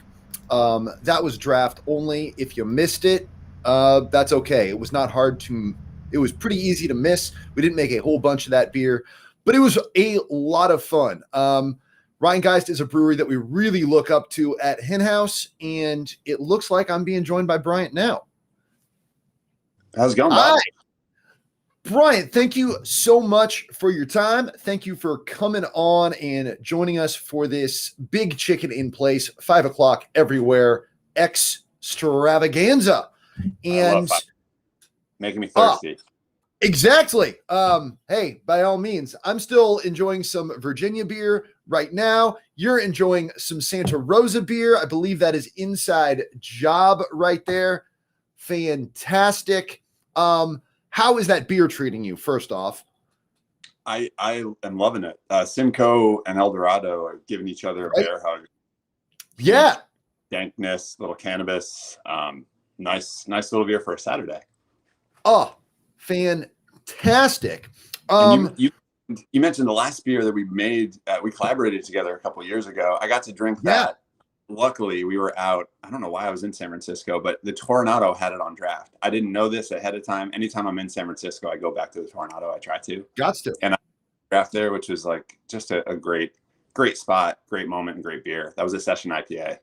Yeah, it was a great beer and a great name because we have, as the Inside Job can in your hand points out, we have a lot of fun with conspiracy theories, but it's also important to live a life grounded in reality and getting back to primary sources. You can't base your life on what some guy on the internet heard from his cat in a dream one time. You got to get down to some researched, peer-reviewed, agreed upon consensus reality, which is actually what Inside Job talks about. Maybe after we're done, get a magnifying glass. You can read all of the fine print written on the side of that can, and it'll tell you a whole story about the importance of not letting your noodle tell you about things that aren't really real. Can't wait. But you guys, Cincy made, you self-distribute, you move a lot of beer. Tell me about Rhinegheist. Rhinegheist Brewery is a brewery that we founded in Cincinnati in 2013. So just about 8 years ago. We'll turn 8 in June of this year, the end of June. The name goes to the Rhine. Cincinnati was a great brewing town. There were 40 or 50 breweries before Prohibition in the town, and they were known for the highest per capita drinking in the nation at that time. A lot of German immigrants came through Pennsylvania, Philadelphia, and out the river, out to Cincinnati, and a lot of brewery buildings were built. We are housed in what was the bottling plant for Christian Moerlein Brewing, which was producing 300,000 barrels before Prohibition. Prohibition came and the brand shut down. But we're in a 120,000 square foot big brick building with 45-foot ceilings and skylights, and it's a pretty magical place to brew beer. In 2013, we wanted to make an impact and bring some energy and passion to the Ohio and Midwest beer scene. I had spent time in San Francisco. My partner had lived in New York and San Francisco as well. We picked up a brewer from New York, but had been brewing at Sun King in Indiana, and set up their quality control lab and put together a plan of attack on brewing hoppy beers and a whole lot of others to bring people together in this awesome brewery and celebrate that fine tradition of making great beer and enjoying life together. And y'all don't discriminate. You make cider too. We do. Yeah, that's fantastic. This is something I bug every out-of-state brewery about. Are you allowed to do that with your brewery license, or do you guys have a separate cider making, or if you were in California, it'd be a winemaker's license too? Yeah, there's a specific winemaker's license where you can make wine up to, I think it's 7 or 9%. So it's basically a cider license, though it's not called that. Right. So we have a license. I studied abroad in London and really fell in love with cider with character. And, sure. We started with a semi-dry and a dry hopped cider that was bone dry, and I think we dry hopped that with I'm going to draw a blank. I think it was Citra, and that didn't play so well. So now we're back with some kind of flavored ciders. Semi-dry has been renamed as Zappy, and we've got a lemongrass ginger cider called Swizzle, and then we've got Bee and Bloom and elderflower cider, and a whole leg of our program. We like cider for people that are looking for something lighter. You can't drink hops all the time. You can also drink pilsners, which we love, but there's something a little bit different about that character and that feel from a cider. It's really neat to play with both those different things and then be able to to offer that in your tap rooms. And I almost said offer that to your distribution partners, but y'all are your distribution partners, much like us. How important is self-distribution to you? Was that just a convenient way of starting out, or is it more like kind of with us, it's got a little bit of a control freak element to it where we don't want to trust our beer as much to folks? Nowadays, we're working with a couple of people and we're happy to be doing that. But I think definitely when Henhouse was starting out, doing it ourselves was the only way to do what we were trying to do. Yeah, it was. My background was in selling beer through wholesalers. I managed 18 wholesalers in 5 states for Dogfish Head and really enjoyed that business planning. And there's the distribution connection to the customers that are going to sell the beer to your final customer is really critical. So when we started, we were really convinced that Sun King, they had such a great presence and relationship with their customers in Indianapolis. And that was where Jim Matt, our head brewer, had come from. And what's the worst that could happen? We fall flat on our face, we don't get there, and then we talk to a wholesaler. But there's the direct connection of telling your own story and managing your own draft problems, managing your own freshness, and really building the brand with people that stand for your brewery. And we try to treat our as best we can and embrace the human side of our business. We get to sell beer for a living. It's fantastic. And we hope that shines through to that final mile so that right. you've got people out there caring, not just for a sale to hit a number, but that like passing that cultural torch. And we're control freaks. We like to hold ourselves accountable to a lot of mistakes, fixing mistakes quickly. We've got a lot of people shouting stuff out on weekends. You know, that's kind of the tradition when you do it yourself. There's a lot of mopping up that happens, but absolutely wholesale partners. But I think we set a good standard internally for doing it in our backyard. We do close to 350,000 cases in Cincinnati, and then another 250 plus in Columbus. So we have 2 warehouses, 2 teams, and that's such a key part of our business, and it gives us feedback quickly, and it forces us to reconcile with challenging things like, you know, we're the first to know about things, and what are we going to do about it? Trends in the market, and we get regular feedback through an innovation thread from all of our sales team out there. We try and do the same thing with distributors, but it's kind of a game. So with, you know, monthly field calls, we get a lot of feedback from our sales team out there that we can parse through that we wouldn't necessarily if we weren't self-distributing. Absolutely. Yeah. You really are able to keep your finger on the pulse of things when you're doing it yourself. You know, same thing with like freshness windows, cold chain, things that are so important to us and so important to beer quality. When it's you and it's your team, you can absolutely guarantee that stuff is getting executed. And if you're running into things where it's, you know, your standards are too complicated, or if you're trying to do something that's not achievable, you're going to find out, because it's your folks on the ground telling you, hey man, you want me to be 6 feet tall, but I'm only 5'5", and this is it. It just cannot be done. And that's so great to keep that kind of stuff in-house. That allows you to step back, refigure things, rejigger things. A little trivia question about Rhinegheist that I've always been wondering about, because with Hen House, when people say, why are you guys Hen House? What's up with Hen House? That gives me and other people on our team a moment to educate about the chicken culture of the city of Petaluma, where our brand was born. If no one from Petaluma asks us why we're Hen House, but the further away you get from Petaluma, the more people ask that question.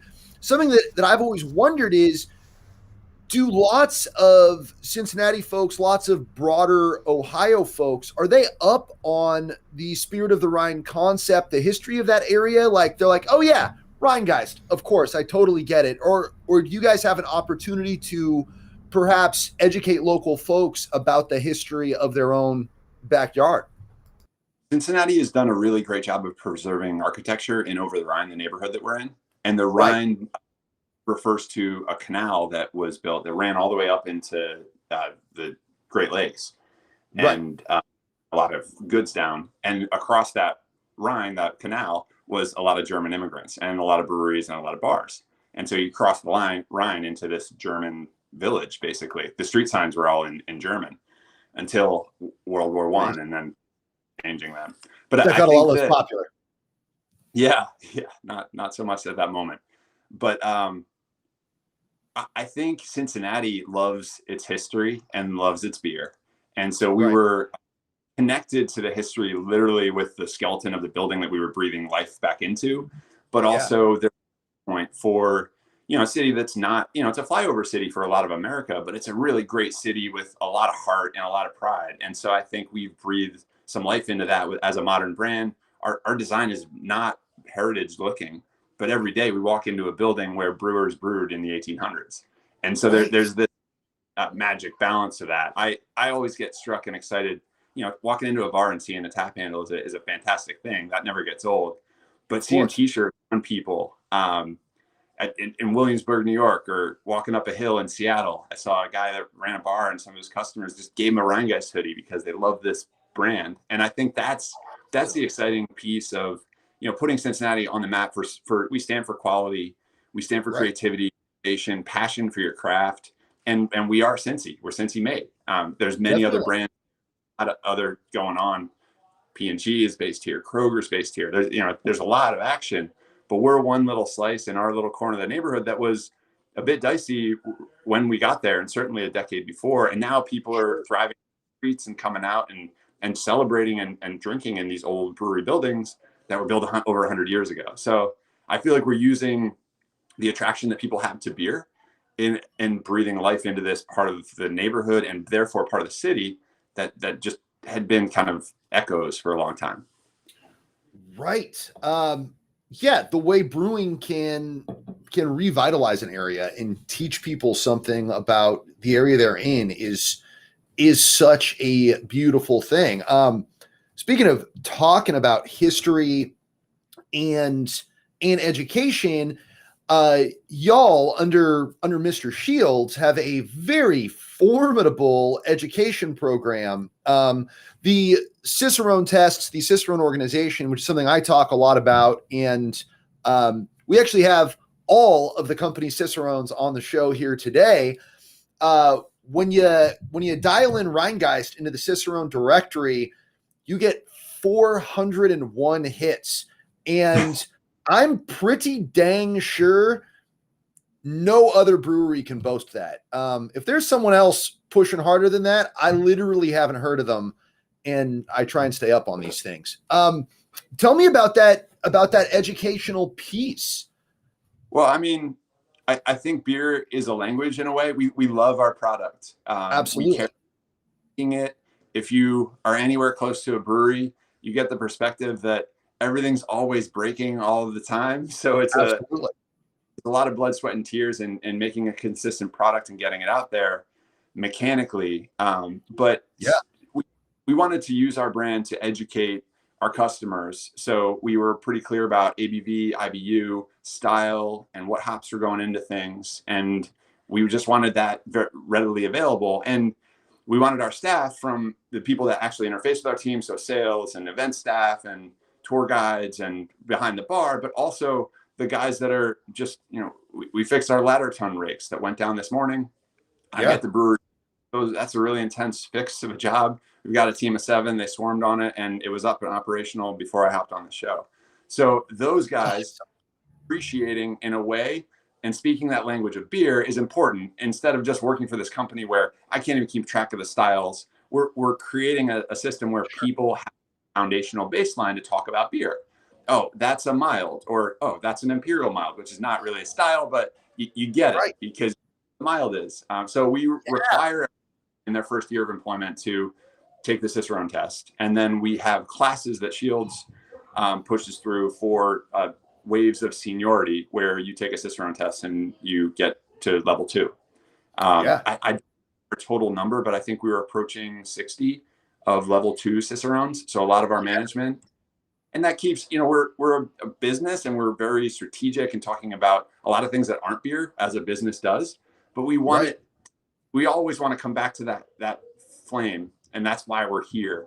And everybody, including my dad, who's a tour guide at the brewery, is not the most technologically savvy dude, but passes Cicerone test on his phone after some nudging.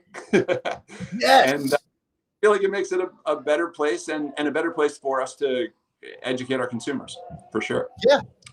Great program. It's it's amazing the commitment you guys have made and what you guys have achieved with that. Saying that as a guy trying to affect some of those same things at our company, it's challenging to kind of inspire people who work a long day doing whatever crucially important job they do, to be like, yeah, man. And then, before you clock out, if you could maybe read this for a little while, or, if you find some time this weekend while you're trying to enjoy your life, maybe log in and take this multiple choice test and do things like that. It's really neat to see it work. I mean, y'all inspire me. I'm seeing that, and I'm like, all right, Chris Shields pulled this off. There's got to be a way I can figure this out. And that involves, meeting people where they are, understanding all the different types of folks that you bring into your brewery, because a cellarman is different than a barback, is different than a logistics technician. You have all of these different people with different backgrounds. Older folks running the tour program, that's a different kind of personality too. And getting everyone through that so they can learn that kind of shared language of quality. Understanding what a mild is allows you to understand how interesting it is to have something called an imperial mild. Is so cool, and I can't applaud you guys more on doing that. It's something I point out to other breweries too. Awesome. We love hearing that. And that's, you know, we're geeks. Yeah. Bob and I, us on the team. And there's a kind of a yin and yang between just like kicking back and having fun, which beer is great for that sport. But it's also, you know, creates a shared language with 300 people in our company doing so vastly different things and spread out geographically over now 8 states.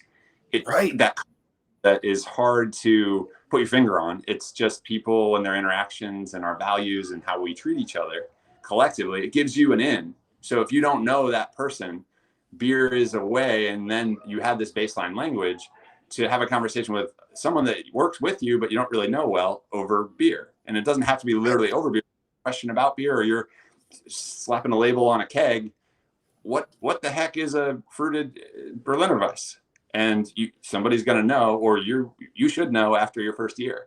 So it's a real kind of sinew that keeps us together and focused on the prize, which is beer. And the greatness of beer is something. If you stray from that, I think you've lost your way as a brewery. Definitely. You hate to see a brewery try and turn into a fashion brand or something different and lose track of the idea that it's about the beer. That's what brings everybody together and brings everyone out here. Now you and your partner met out in my neck of the woods, out in Northern California, right? Y'all bumped into each other in San Francisco. And then before that, you were with the legendary Anderson Valley Brewing Company for a while. Up in Mendocino, the House of Goza that launched Goza darn across everywhere. What were some of the things that you brought with your previous brewing experience to getting to that kind of helped give birth to Rhinegheist? You know, experience with other breweries. Yeah. I mean, the nuts and bolts of business planning and a sense of how brands stood out. The brewing community and the competitive intensity of the Bay Area in the 2000s was really incredible to watch. Right. Firestone coming on the scene for the first time ever. Lagunitas really surging.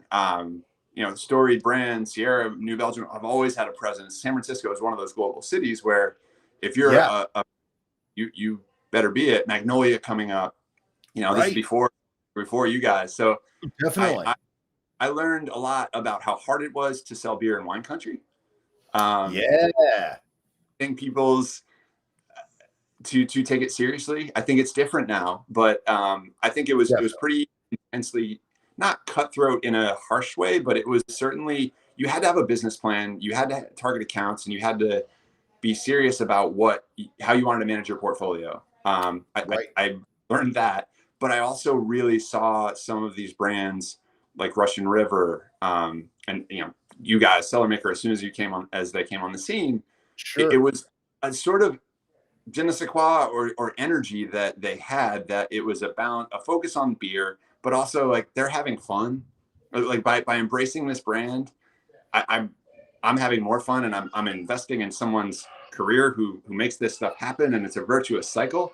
So I think California was really just ahead of the maturation curve, and it was a beautiful place. The Tornado promoting barley wine events, and the event game was really fun then, and just the use of hops. And I mean, I watched Lagunitas talk about how they saw potential in Oregon because there's so much Black Butte Porter was being drunk up there, and no one drank hoppy beer, and they figured hoppy beer, why wouldn't they up in the Pacific Northwest? And it became a nice brand relative to people in Oregon. Don't love California. They didn't even back then, before buying up all the real estate, but it's a real strong footprint up there. So there are little nuances about, going to the Midwest. Let's be hop forward, but then have a balanced portfolio.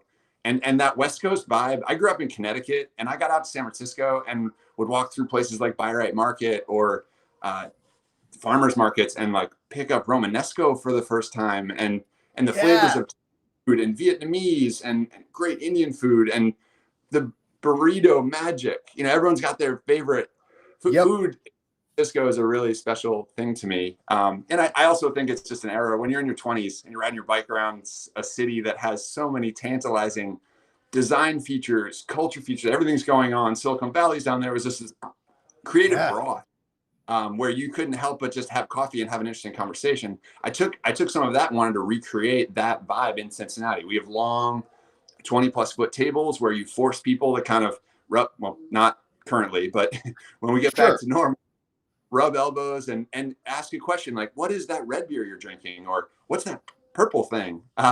You know, you're actually bridging the gap. And I think the breweries that did a great job of that, Magnolia, the brew pub on Haight, was just a fantastic, awesome brew pub that transported you back to London. It felt like. And so a lot of that just kind of soft, directional, cultural brand sense that it was a framework for how we wanted to present ourselves when we got to the Midwest, which was receptive.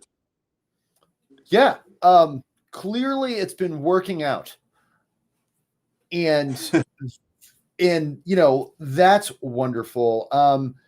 So, you know, you mentioned, like all of us, we used to enjoy on-premise experiences and on-premise accounts.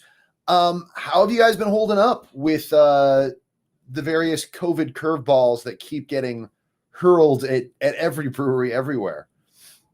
We're surviving, I would say. I think we've been, we were shut down for about 2 months, which we just never pictured would happen. It was, you know, necessary nationally, it looked like. Everyone's now required to wear masks. We've pivoted as many people we could into different roles as the business has shifted.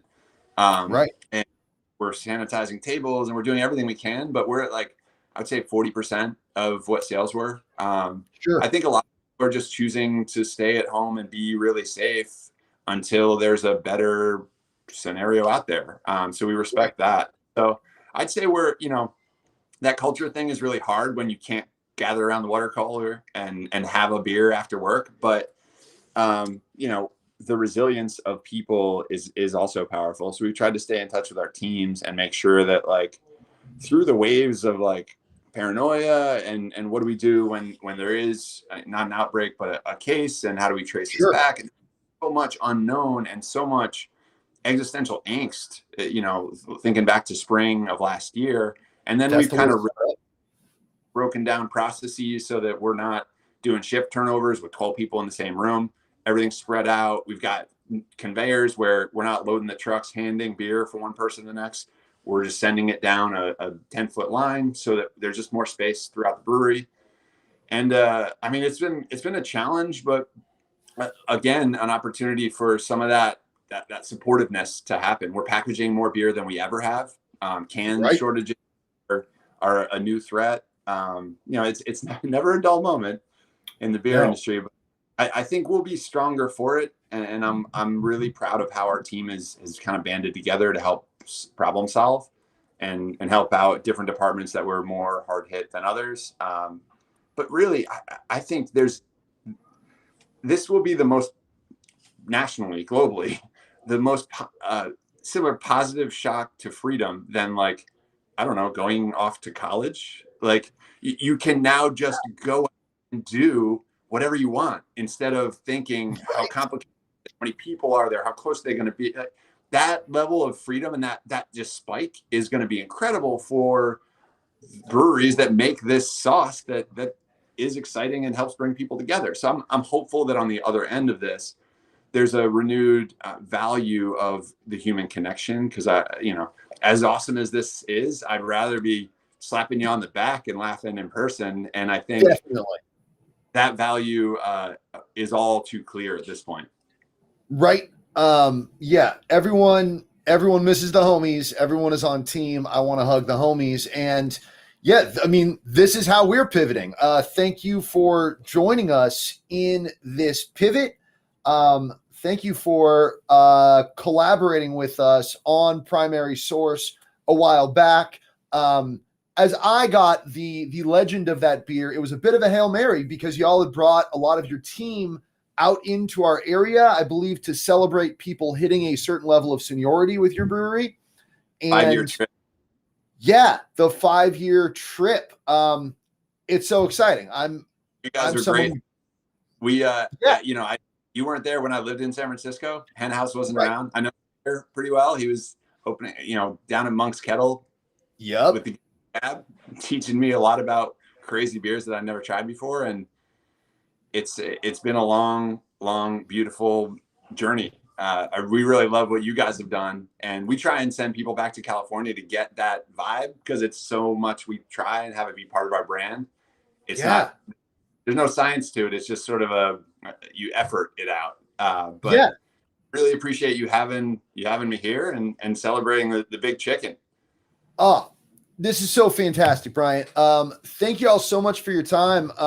Please keep on keeping it Cincy. Please keep on educating your crew, self-distroing. What do folks have to look forward to from Rhinegheist this coming 2021? Good question. We've got a new cider, like I was talking about, those cider flavors program we're rolling out, and I'm working on 22 stuff. So what's happening this year? Sure. We have a series called Cloud Harvest, which I love. It's an unfiltered juicy IPA. This is the 4th. It's called Tamarama, and the spirit of it is basically the juicy hop forward flavors. We dry hop the heck out of this. We primary hop it. We use Kona yeast, and it just sings tropical island somewhere. So we try and put something on there. Tamarama has Sabro Galaxy, Vic Secret, and Cascade that takes you away to these places like this beach, Tamarama. They call it Glamorama in Australia. And so more of that. I can't get enough of it. And we're just hopeful that, by the end of this year, we're serving fun again and not just clearly defined experiences with your closest of friends in the tap room. Fantastic, man. Thank you so much for your time. I'm going to throw to our beer curmudgeons. I'm going to move on to another region. Huge shout out to Bryant and the good folks at Rhinegheist for taking the time for being with us. And we are going to go to our beer curmudgeons, Sayer and Colin, to talk about what we just talked about.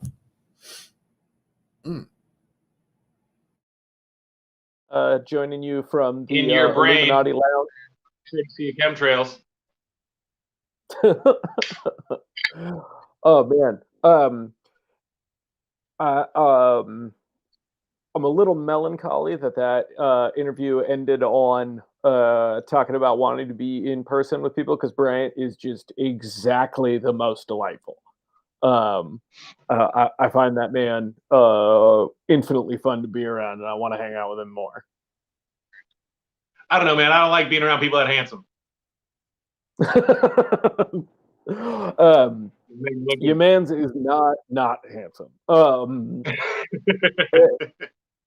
One of the reasons I was really excited to have Rhinegheist on this broadcast is because they really are doing so much to kind of pursue the same values we're pursuing, right? Like hearing him talk about like not only trying to like embrace the human element of the company and like really take care of his employees, trying to get them all involved and bought in on quality, like trying to give them that language to speak about beer, to participate in quality for the end consumer. Like that's such a big thing for us, is as the mission says, enhancing beer quality for the end consumer. It's really cool to see someone who's built something, like much bigger than what we're doing, really still pushing those values forward and not compromising on that. I find that super inspiring.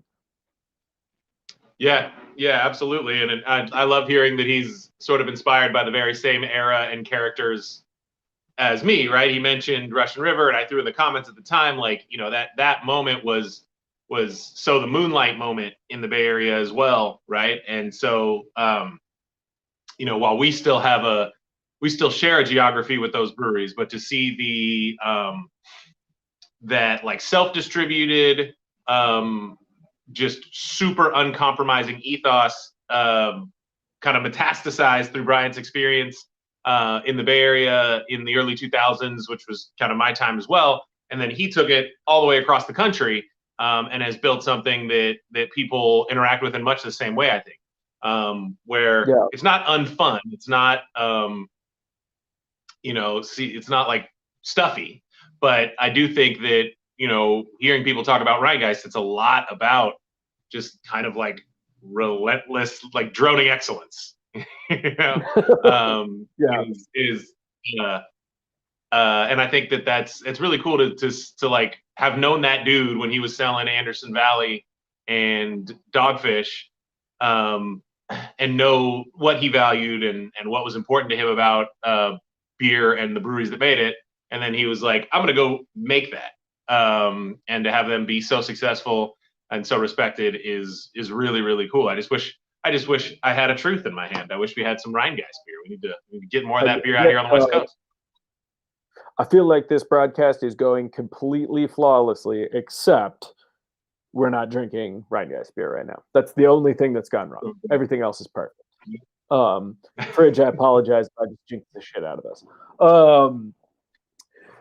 I want to back up a little bit because you said it in the comments during that, and Bryant touched on it a little bit, but like I do think another thing that really, really inspires me about Rhinegheist, and that like I really want to kind of follow their lead on, is they've again taken self-distribution to that higher level. Like it's a positive proof that what we do can grow, right? And this is not like what the little breweries do until you're big enough to work with a distributor. This is like the new model that's better and that like preserves quality longer. But while they're kind of proving out the future of that, Brian Hunt at Moonlight was the person who opened that door for us. A lot of folks have heard me tell this story, but when I actually used to go out and sell beer at one point, Shane and I both had the exact same experiences at different bars in San Francisco where we came in and we're like, hey, this is Hen House. These are our beers. We'd really love it if you put us on tap. We think you'll really enjoy it. We think the beer will sell well. And the person would be like, cool, yeah, absolutely, I'll do it. Who's your distributor? And we'd be like, we distribute ourselves. And they would say the exact same thing, which is like, oh, like Brian. Right? It wasn't even like Moonlight. It was like Brian.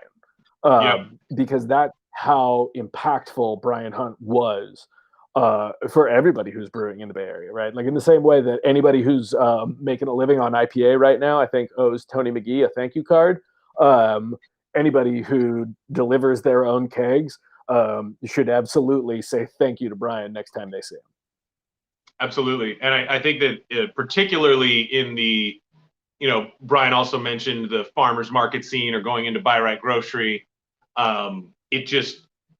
It made it so much easier for me. At that time, I was consulting on restaurant beer programs, and slow food was huge, right? And knowing your farmer was huge, and all of those things. And it made it so much easier for me to demonstrate the difference between, why somebody should buy from a brewery like Hen House or a brewery like Moonlight or a brewery like whoever back then, Magnolia, versus, at that time, there was still a lot of San Diego beer in San Francisco. There was a lot of, even further, really like the cool beer spots. The Tornado list would have a lot of San Diego beer. And once the restaurant people were like, well, I go to the farmer's market every morning for my produce. And I'd be like, you know the name of the person who owns that farm. You need to carry beer from people where you know the name of the brewer and you know the name of the owner of that company. And a bunch of things kind of converge at the same time because you also have a bunch of openings of breweries that turned out to be pretty freaking extraordinary in the same like 04 to 2010 time period. But it really is like, I think, Garrett Oliver made that point in the Brewmaster's Table a decade prior that this is just part of the slow food movement. It's it's almost all the same values. And know your brewer is just like know your farmer. Is just like, having a relationship to every part of the process before something reaches the diner's table or the grocery store shelf. And, I think that's a really cool thing that beer has helped, a behavior that beer has helped people develop. And I think you see it now in coffee, you see it now in any number of things where consumers just like really take a lot of enjoyment out of having a more developed relationship with the purveyors of the things they eat and drink. Absolutely. And like it's so telling to me, and I thought it was really, really kind of perfect that you said it right. Is like when we got into beer, like San Diego was the hit beer spot. Portland was absolutely the future. At that time, like I remember being very, very taken with Seattle beer as well. Um, Denver, like there were like the big beer cities. Um, and The further things have gone, the closer and closer all of the breweries that I'm like drinking a lot of beer from are to where I actually live, right? And I think it again reflects really well on Brian. I'm not just like here to talk about how charming and farsighted the man is, but he's charming and farsighted. That he came and saw, like San Francisco starting to embrace that like more local beer culture and was like, oh, okay, cool. Like, let's take this somewhere else because it's clearly going to like localize everywhere. Right. And like taking that ethos to Cincinnati, like clearly has just been like such a slam dunk for them. Mm-hmm, mm-hmm. Yeah, but I don't think you can just say it. Like, I don't think you can just do it, right? Like the primacy of Cincy made in their branding. Like, if you know what I mean? Like, if the people in your community think you're a dick or you don't respect them, the local thing doesn't work, right? Like, you have a responsibility to be accountable to that community for it to work. Absolutely. I mean, I think that's one of the things that I most love about locality. Like locality is not something that is important in and of itself, but it's a proxy for a lot of other values, right? One of them is accountability, right? Like it's, like some corporation that you're not really sure where they're headquartered. It's like it becomes very vague and you're not really sure if they're a good citizen and if they're good for their community. Like it's just harder to tell, right? The brewery that's down the block, like about them, right? And you have a bigger investment in, if they're fucking up, letting them know and like actually helping them course correct and like be better members of the community. So like, like that's not like being a better member of the community is not intrinsic to being local, but being local certainly gives you a lot more opportunities to be a good citizen than, having absolutely no connection to the city you're selling beer in. Right. Like same thing with freshness, right? Like, we get beer from Oozlefinch and get it in market here, hella fresh, right? You can clearly do that coast to coast, but on average, it's much more likely that the beer that did not travel 3,000 miles is fresh than the beer that traveled 3,000 miles is, right? Like, yeah, that's only doable with pre-sales, with small amounts of beer, and I think is a really cool way to have some dynamism in the beer you're drinking. I hope everybody watching this buys X amount of 4-packs, depending on their consumption rates of hoppy beer from Hen House every week, and then goes and explores and tastes something, at least one or two new things every week. And if we can help bring some of those new things in, like we just found out we're going to splash the market with a little bit of Roost beer again. We're going to do Tarantula Hill again. We're down from Thousand Oaks, doing some really exciting stuff. We've got Resident Culture beer coming in pretty soon. And those to me are like, it's two things. It's one, it's like just spicing things up. But there's also just some like intellectual honesty in it, right? Like, I think that we can't say our beer is on par with the best beers in the country unless we're doing everything we can to get the best beers in the country here in good condition and drink it. Right? Yo, real shit. And that's part of that responsibility to your locality, right? Like, people who live in Petaluma and want to drink a beer from Sonoma County have a right for that beer to be on par as good as anything Rhinegheist makes or as good as anything Torch and Crown in New York makes. And we won't know whether we're keeping up with those guys unless we drink that beer in good condition. So that's a really fun part of it for me. And, like, I don't know that there was direct causality, but like we put that green beer as my jam in front of Mike Guilford. And I would say 6 to 8 weeks later, we got the juice with the spices in it. Like it is part of the creative process, right? Like if you're a monk, I guess, in a monastic brewery, you don't have a critical subjectivity where you're drinking other people's beers. But I think basically every other brewer is inspired by interacting with what's out there in the market and kind of being set back to the drawing board, you know? So a lot of folks who are watching probably know that Shane was a touring musician before he started the brewery. One of the things that Shane talks about a lot, which I like remind myself of frequently, is like particularly in the indie music scene, it can be really, really territorial, right? Like one band does something cool, and then like you can't do that because they already did it, right? Right. And Shane's always been super excited about the fact that the brewing industry is the exact opposite. Where it's like, oh, somebody else did something cool, I want to do that too, right? And we do riff on each other and like iterate in that way,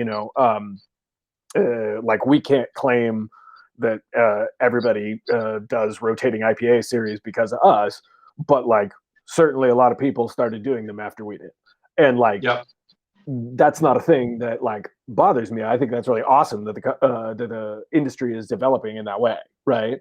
And like similarly, like Great Notion and Oozlefinch in particular are putting out these like heavily adjuncted sour beers that really have a perspective that's fun and interesting, and I want to try that. Right. It's less of a like like ticking boxes and more of a like, oh, that seems really fun, right? Like let's iterate on that. Like, what's the pastry we haven't seen yet that I really enjoy? Totally. Yeah. Ironically, it's a little bit more of a pop music sensibility than an indie music sensibility, right? Absolutely. Like, you're not possessive of the thing that you created. You created a thing and put it into the world, and it's more of a conversation. It's one of Bob's. Bob and I did a podcast together where he really broke it down, but it's sort of obvious when you talk to him. Like Bob's superpower is staying crazy interested in whatever's going on in beer. Like Bob and I are both old guys. Like if we had our druthers, we'd be drinking beers that probably most people watching this find pretty boring. But Bob is so good at staying interested and finding what's fascinating and interesting about what most beer drinkers are interested in. And on the podcast with me, he told the story, and if he's listening, he could probably jump in here and tell it. But basically being like tired of being into different music scenes and stuff when he was younger, and having the people who were like more established in it than him be like, yeah, I know this seems cool, but actually everything kind of sucks. Being cynical about it was like part of being the scenester, part of being the part of your bona fides was that you couldn't actually be that excited about it, and that fucking sucks. So this is an interesting one that there we go. We got Mr. Wagner in here. Yes. This is like an interesting one that I heard that I think about frequently along those lines, which is the best thing to do when you're a beginner is like ask lots of questions, right? Right. But beginners find that embarrassing, and it's usually the like really, really seasoned people who ask lots of questions, right? Regardless of what it is. If you're a musician, if you're a carpenter, if you're a brewer, right? It's like the people who have been in it forever just have tons of questions. Yeah. And folks often like prevent themselves from really truly enjoying whatever the thing is that they're participating in by having that like novice perspective that like asking questions is not cool, asking questions makes you look dumb. Like asking questions is the move of the expert. And like that's where you get like the really exciting and fun shit. Right. You also, some of the stuff that Say and I were talking about is you run into this thing, and this is something I think lots of preteens, teens, and post-teens are very guilty of is excitement is frowned upon. It's corny to like the things you like. So you still have to like things. No one runs around just being like, nothing in this universe impresses me or makes me smile. So you approach those things that impress you or make you smile, and then you just stare at them sternly so no one knows how impressed or excited you are, because that's not cool. I don't know who started this whole like it's not cool to like the things you like thing, but they're just the worst. And I'm so glad to be authentically enthusiastic about stuff and being able to share that authentic enthusiasm for the purpose of getting more people enthusiastic about the thing I like. If I like it and it can become more successful, then there's going to be more of it, and it should be more fun. And the people around me ideally will have had fun with this thing I think is fun, so they're happier, and I get to live in a world with more of the thing that makes me happy and more happy people. That's the goal that I'm looking for. But 25 years ago, I wouldn't have dared uttered that. I would have been like, this one neat thing I like is for me to jealously guard and never share with anyone else. Otherwise, they might be happy. I think it's less children and more men who are like that. I think getting out of that like perspective of like some part of masculinity is, like not being excited about things is super just great. And like, getting to that point where like you can be excited about like the most, like I'll give my examples, right? Like Notch Brewing out in Boston is just like the hard line devoted to never making beers above 5%. I believe the only beers they've ever made that were 5% or stronger were pilot batch accidents, and they came in at like 5%.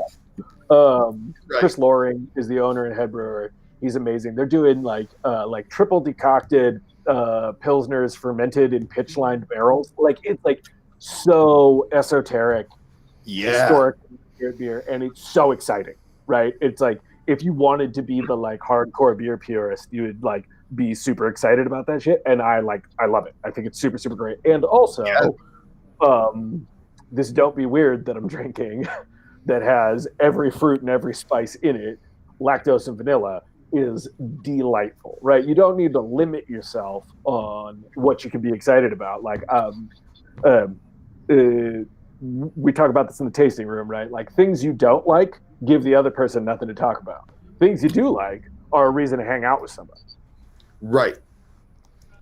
It's all about sharing that enthusiasm and passing it on. I was lucky enough to get to a point immediately post my teens where I was like, what am I doing? Like I'm into something that is some of the records I was buying, some of the bands I was into were enjoyed by so few humans, and I was looking for reasons to not want the humans that like this strange thing that I'm into I can't have fun with them or I can't smile with them because they're enjoying it wrong, when 99% of people who walk the earth have no idea what this thing is and wouldn't like it if they did. But I'm trying to parse out that remaining 1% into the 1% of that is in perfect orthodoxy with the way I think it should be. And luckily I was 20 and was like, well, that's stupid. Let's stop doing that. If someone's even, 50% into what I'm into, that's a potential friend. That's a potential ally. Like let's embrace these people and get over ourselves. Right. Like I've heard a lot of people do the thing where they're like, oh, you won't like it, but like my favorite beer is Coors Light or whatever. Right. And I'm always like, why would I not like that? That just means your favorite beverage is also my favorite beverage, beer. Right. Like we're clearly on the same team here. I have no idea why I would come down on that. Like exactly. This isn't football. Like we don't need to have a fight with the Bills Mafia. Like we can just have beers together and drink different beers.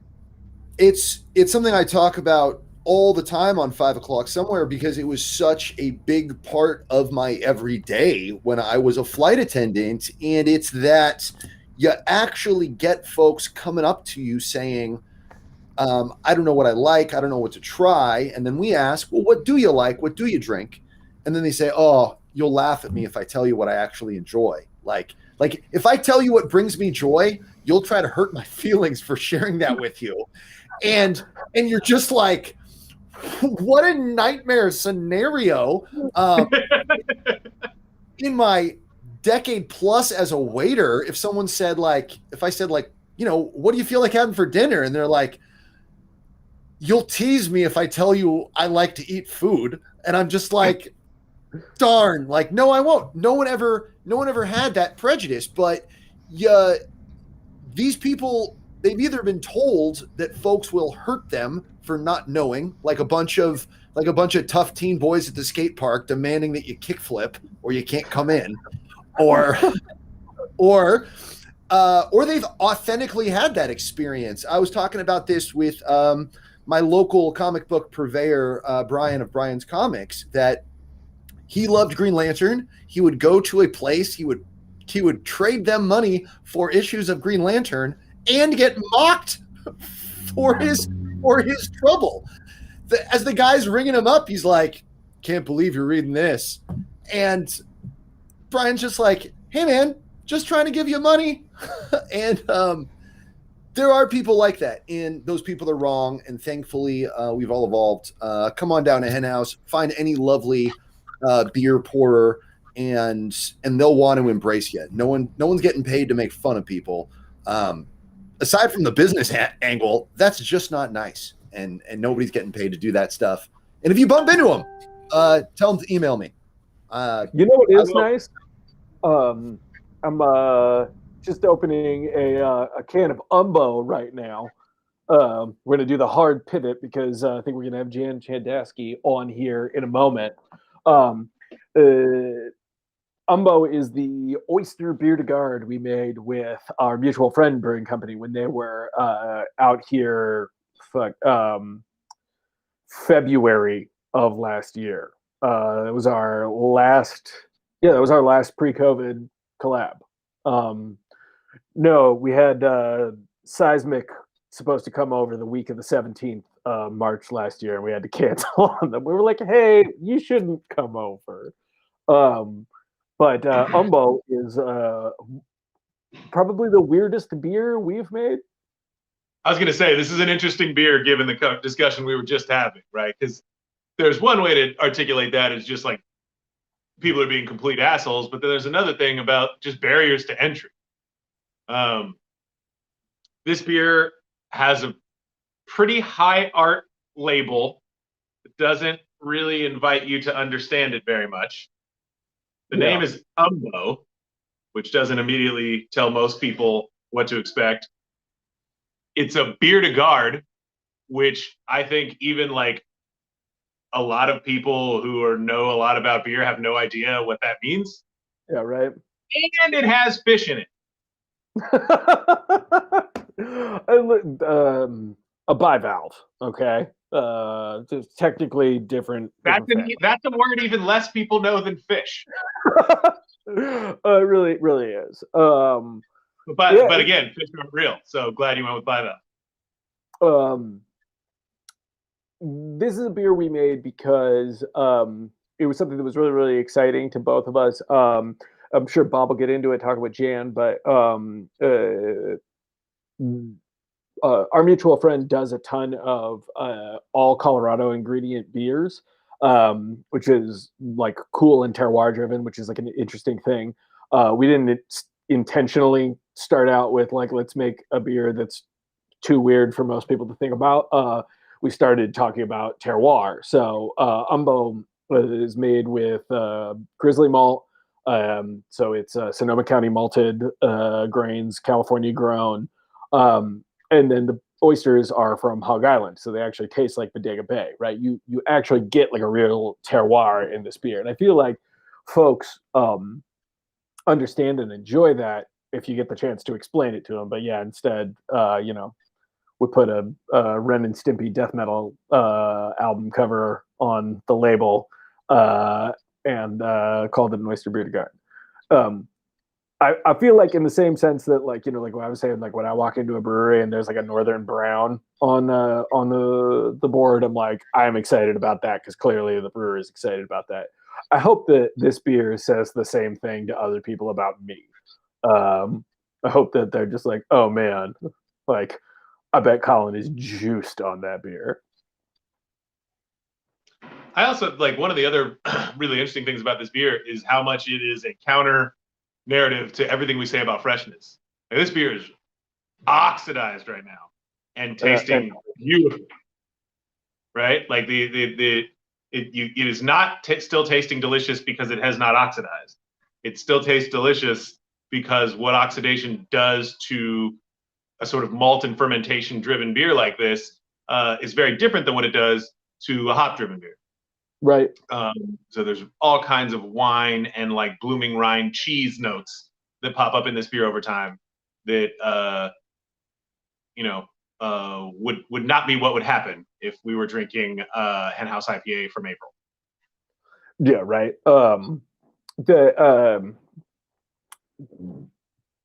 That is like the super fun thing is to like get to brew some beers that do progress and age, right? Like part of the freshness thing is just hops, right? It's just like you just want people to drink the beer while it tastes beautiful. But some beers age really gracefully and taste beautiful later. However, we are getting the 5 o'clock everywhere flash, which means it is 5 o'clock Mountain Time, and I believe Bob Wagner is going to talk to Jan and the folks at Our Mutual Friend. I certainly am. Also, I'm looking at the canning date. Umbo is exactly 10 months old today. Happy 10-month day. Our friend Umbo, we are about to get down with some folks from Our Mutual Friend Brewing. And I can tell, being so lucky to have set foot in your fabulous brewery/tasting room. Oh my gosh, I do that all the time. Fell. Yep. My tripod is fighting me every day. I've done a couple of 5 o'clock somewhere intros just swearing at my tripod. I completely feel that. Also, shout out to Colin. As someone who writes a lot of the copy here, if I had gotten Ren and Stimpy death metal album cover on the lighting is designed for me. It is not designed for me to be holding this can up that way. Trust me, when Colin says Ren and Stimpy death metal album cover, he has perfectly encapsulated the work Mr. Chris Jaley, local artist turn NYC art sensation, has created for us to celebrate with the good folks at Our Mutual Friend when we brewed this beer just about 10 months ago. And yeah, it is still tasting lovely. That was quite a bit more foam up my nose than I recommend anybody ever put up their nose. But I'm a professional. I can get through that. Like I was saying, yeah. We got some rave horn in the house, and we are going to get into this lovely beer and what it's like brewing in Denver with the wonderful folks at Our Mutual Friend. Looks like we got a Brandon Prof coming up to join us, and he certainly wasn't alone, although that person might be their physical tripod now if that if their camera stand has completely failed. Goodness knows I have almost been there myself. Our Mutual Friend's a really interesting brewery. I kind of describe them a little bit as like an alternative universe, Henhouse. They started out with some of the same ideas that Henhouse did, and then where Henhouse has made a couple of pivots over the years, I think they've stayed pretty true to that good stuff. Y'all seem like you're probably working. Yeah, can you hear us? We're here. Yeah, I can hear you. I see the books behind the bar, which I got such a kick out of seeing when I was there. Y'all are really making me miss Denver and frankly miss being able to travel anywhere that isn't my house or the building that I work in when I'm occasionally allowed to be in that building. I'm drinking some of the beer we made. Awesome. And some Umbro. Yeah, I'm drinking some Umbo. Tell us about Our Mutual Friend, what you guys are about. I love your name. The story behind your guys' name is fantastic. And we were all so confused. Henhouse employees traveling out to Denver, and Colin kept saying, yeah, our mutual friend. And we're like, who, dude? I don't know anyone in Denver. What are you talking about? Tell us about this, because I love where this name came from and how you guys settled on it. I really do. Yeah, so the name is, actually kind of simple. It comes from just, a group of friends getting together and wanting to start a brewery and coming over, to talk about that over beer. And the beer is our mutual friend. So that's how the name came to be. Yeah.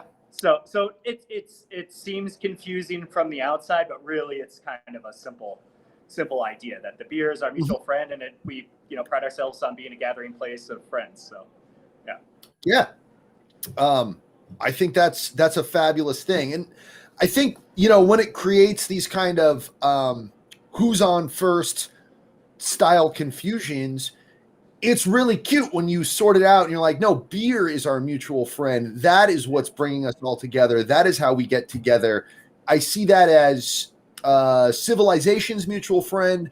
Colin has talked about how that little bit of ethanol that beer hits us with creates the phenomenon of weak social trust, where you, as opposed to really strong social trust, where you're like, yeah, I've known that guy for 20 years. I'll trust him with my mortgage, my child, my dog, fixing my brakes. That weak social trust where you've had a couple and you look around the tap room and you're like, yeah, all these people are like me. Like, we've all agreed that this is how we want to spend our evening. This is where we want to be. We like this vibe. We like these flavors. So going back to some stuff that Colin and Sarah were just talking about, instead of wondering, what makes these people different from me sitting in this tap room, you focus on the fact that we're all together and we've all agreed that the Rhino is a great place to drink a beer, and our mutual friend makes great beer. And I got that in common with all these other people who are doing it with me. And I can trust these people. Everyone I'm looking at's got great taste right now. That's the tap room experience that I certainly miss. Tell me about how you guys have been getting through these wild, wacky times that we call COVID-19, the continuing adventure.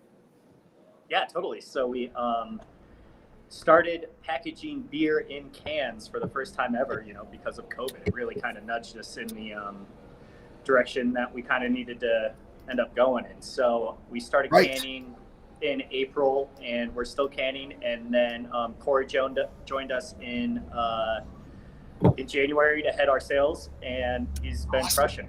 Yeah. And so that's been helping a lot. So basically just focusing on outside sales, which was an untapped market for us, basically.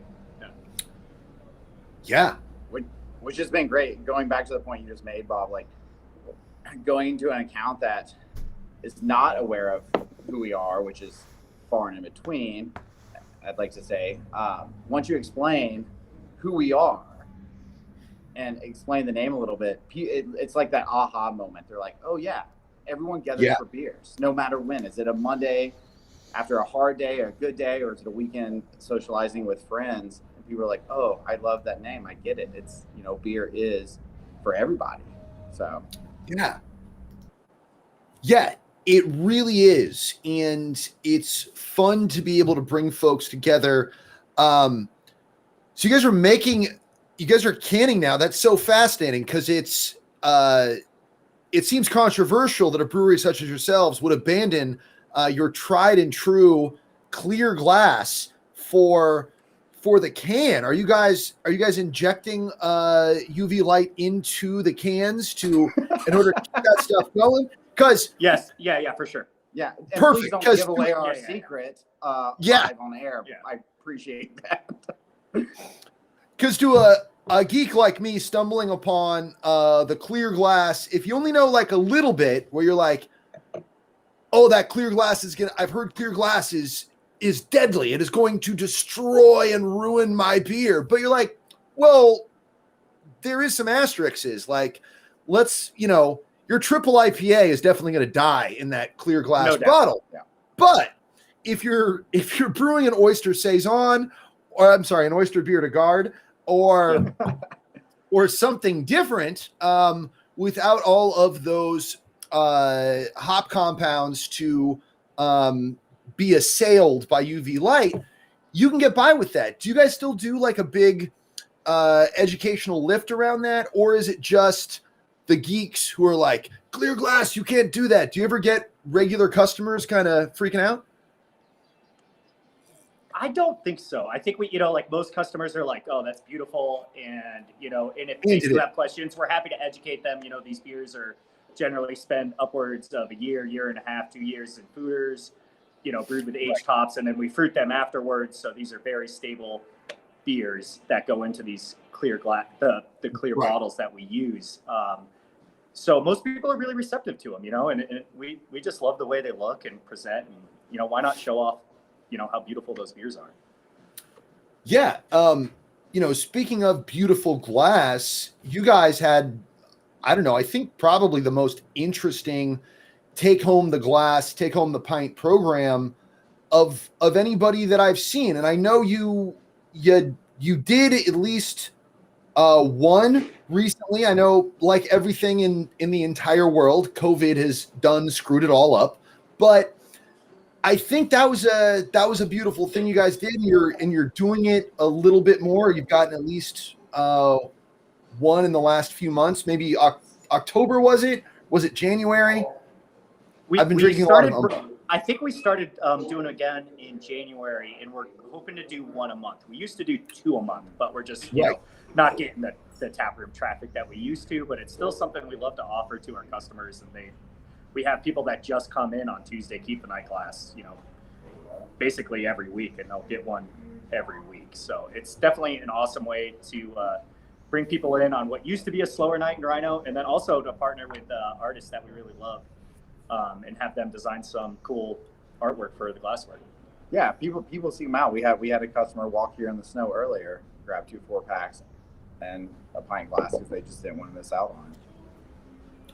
Yeah, I mean, I think that's amazing. It's really innovative. I've certainly been someone who has been really eager to get that shaker pint with a logo on it. I've also been the bar manager who's like, all right, buddy, you got like 2 armloads of shaker pints, right? Because we're doing this tonight. But you guys really put some thought into it. It's not just walking home with a silkscreen shaker pint. You find artists, you find people who make. Yeah. We rotate the design of the actual shape of the glass quite often. We try not to repeat it too often. We've released, like camping mugs, as to keep the glass, or steins, any type of drinking vessel, basically. A bowl, I think we did a kind of bowl once, even. All sorts of silly glass. That's cool. Honestly, back in the day, you in some parts of the country, you had to go to a brewery, you had to buy a glass to get, the pint pours. And that's kind of where the inspiration came from. Right. Because you couldn't serve, they couldn't sell their beer over the bar, and make a profit other than selling a glass, So that's kind of where that kind of came from Yeah. So, before COVID kind of made everything weird, how long were you guys doing that for? Like, when did that program first start with y'all? Oh, geez. So the brewery opened in December 2012, and that must have started in 2014, I bet. Yeah. That's fantastic. So quite a while. Yeah, it's been ongoing for a long time. Yeah. There's been they actually had a display at DIA of them all at one point at the airport. Awesome. Cool. Yeah. And, there's so many, there's no way. I don't think anybody at the brewery has all of them, it's just. But it's way too much glassware. But before I came along, I was good friends with everyone here, and I would go to friends' houses, or friends would come over, pre-COVID, and I would have glasses, or they would have glasses, and I'd be like, "What year? What was that from?" And it's kind of created it and stirred that whole "Oh, when were you there? What was that from?" Which is great, because what Jan was saying is we change it up. There's something always fun and interesting for people to seek out. Yeah, you get to think about that moment, and then folks ideally are having like a lovely remembrance of their time at your brewery, or the beer that was in that glass when they're reaching for it in their cupboard, or maybe they've got like a little display of them at their spot. I love it too because it's not just a random tchotchke. It's a functional thing.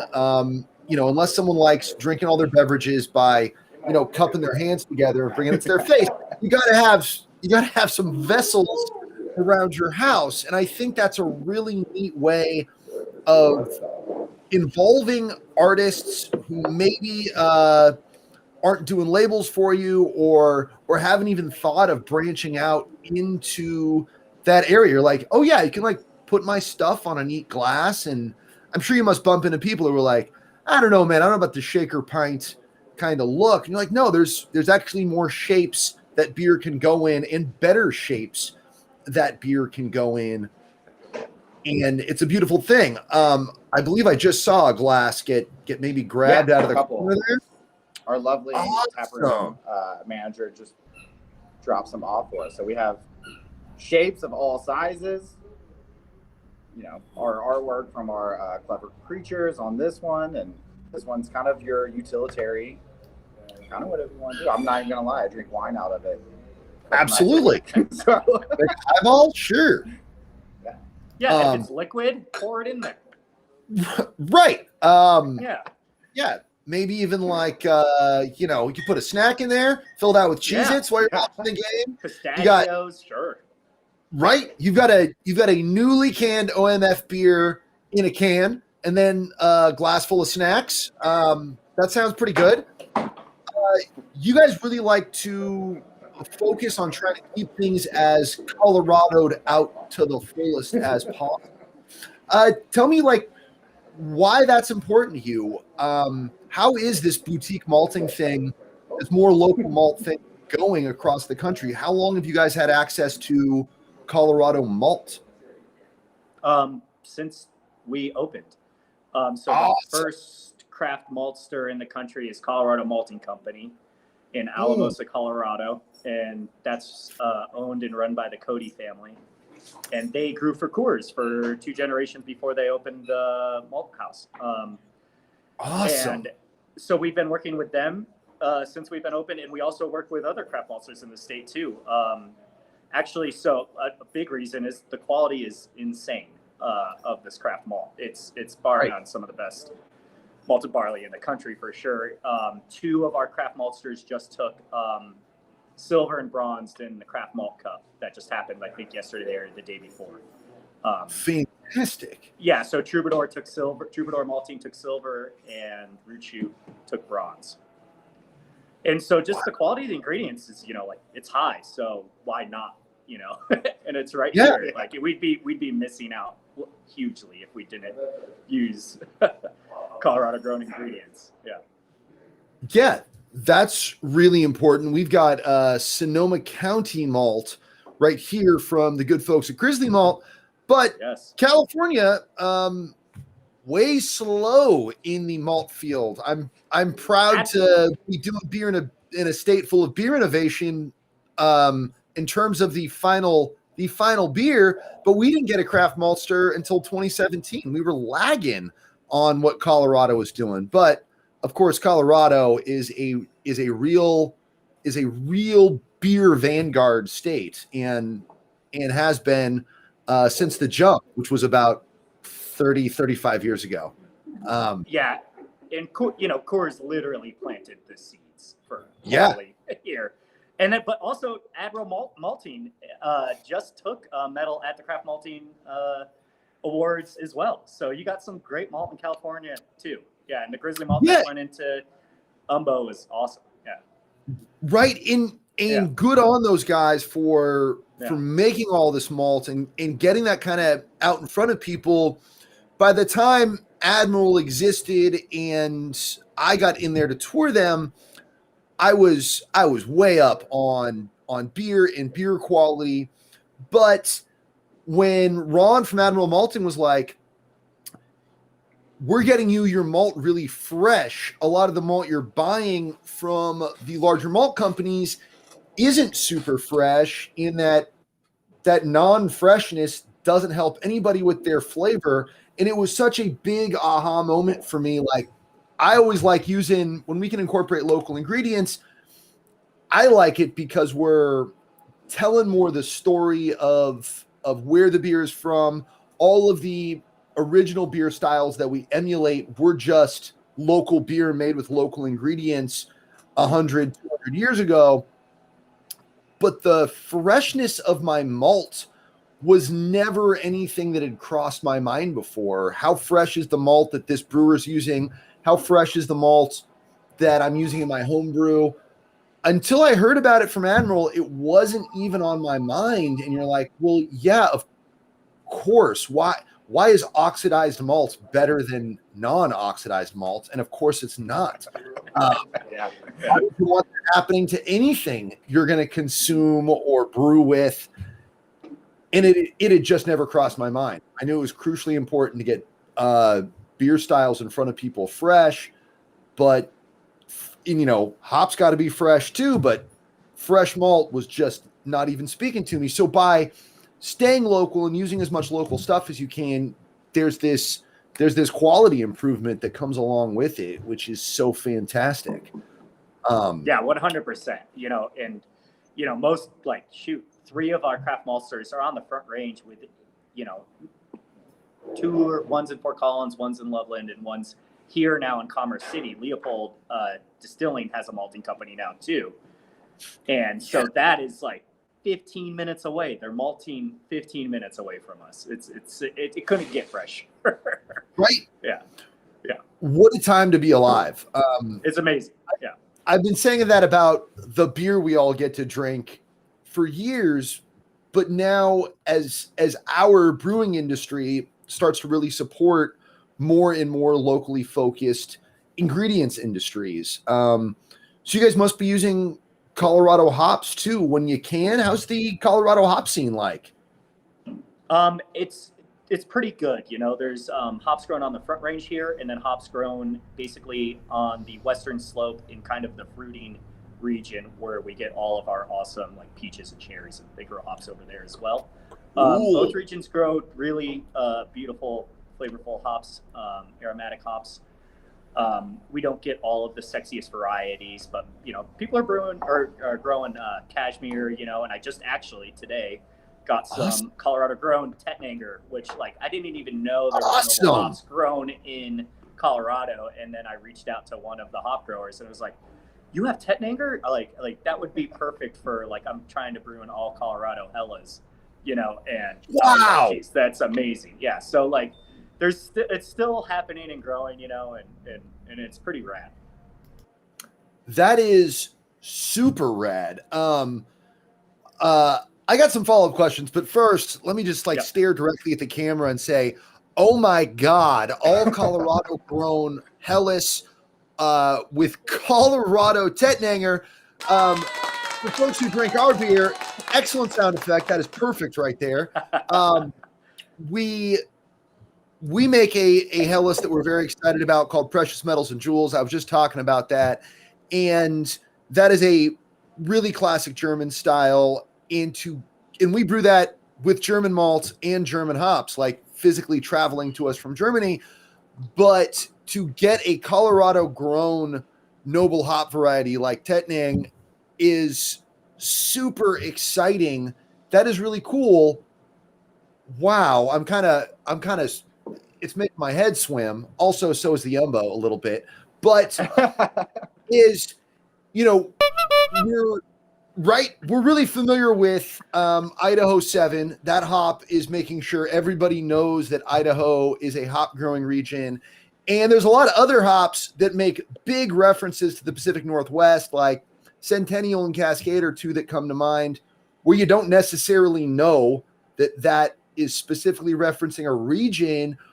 Are there any Colorado proprietary varietals popping up anytime soon, like a Colorado Gold or Colorado Gem? Not that I know of. It's still pretty new, and until maybe we get some universities into doing some breeding programs here, that I think it might be up to the farmers trying to figure stuff out, for now. But nothing on its own. We basically got kind of your classic, old school American hops, Chinook, Cascade, Crystal, Willamette, Nugget. Yeah. So Right. they're all I mean- really great. They tend to be higher alpha than most growing regions, actually, which is a little interesting. So Interesting. finding lower alpha hops to brew, like lagers and stuff has been a challenge. Basically, we get to use Crystal. That's our lowest alpha hop. Even that comes in at 5 alphas. Yeah. Yeah, that is, God, that is really fascinating. Shout out to the Colorado hop growers out Hell there yeah. doing it. Yeah, hell yeah. I look forward Underappreciated. to, I look forward to, Yeah. Boulder Secrets, Colorado Gem, something like that, something cool coming along. In our brewing lifetimes, in the lifetimes of our career, we will definitely have people doing that. I was just talking a whole bunch yesterday about Neo Mexicanus and how that has helped get us to Zappa, which is in our Big Chicken, which is why we are all here out. And that is such a fun thing. How important is that to your guests? How important is this Colorado focus to y'all's marketing? Do you put that pretty far out front, or are people just drinking your beer and you're like, hey, the grain is from 15 minutes away. That's where we got our malt made. Yeah, I think it's definitely has made a name for ourselves. I think people definitely seek us out, that we're recognized because of that. And Colorado, the market is so Colorado proud, as it should be. There's numerous amazing breweries here. I think it really sets us apart from some people, and people just love it. They seek us out because they know that they can come here and have something that they can't experience all over the United States or the world. Right. Yeah, it makes for definitely a different experience, and more so even in what I'm doing off premise, sales. Yeah, Colorado is such a destination. We have stores here that people just driving through Colorado know to stop at, and they're seeking those types of things. And it's been very well recognized and appreciated. Yeah, in Denver itself, Colorado, the brewing scene, where you've got Boulder, you've got Fort Collins. There might be a brewery or two in Fort Collins. Even Alamosa's got a couple of breweries, and I know Alamosa is itself a pretty small town, kind of tucked out of the way, but right where you guys are, the Rhino is an exciting, bustling brewing district. When y'all started, there weren't that many breweries near you guys, correct? Or were there? Correct. There was Great Divide, and then River North, which were kind of actually closer to the ballpark, which we call the ballpark district. Those are ballpark breweries. And then Black Shirt Brewing, and then us opened in the same year. Wow. So there was 4 breweries down there. Now there's, I don't even know. Can't count. Yeah, at this point. 12. Yeah. I don't know. Yeah. Yeah, one or two. Quite a lot of breweries, which is amazing, and it's really, we basically all kind of grown off of each other, and it's been an awesome success of the neighborhood just growing and being a sweet spot to come around and, hit up amazing breweries. Yeah. It was so great to, back when you could fly on a plane and have a Great American Beer Festival. I hugely got a kick out of y'all's brewery specifically, and getting to just bump around into other great spots. You have so many wonderful neighbors. Now, when me and my team were running through your actual brewing area, it's a little tight back there, as a lot of great breweries are. Have y'all expanded at all to make beer that you can put into cans? Yeah. So we installed a whole new brew house February and March of last year.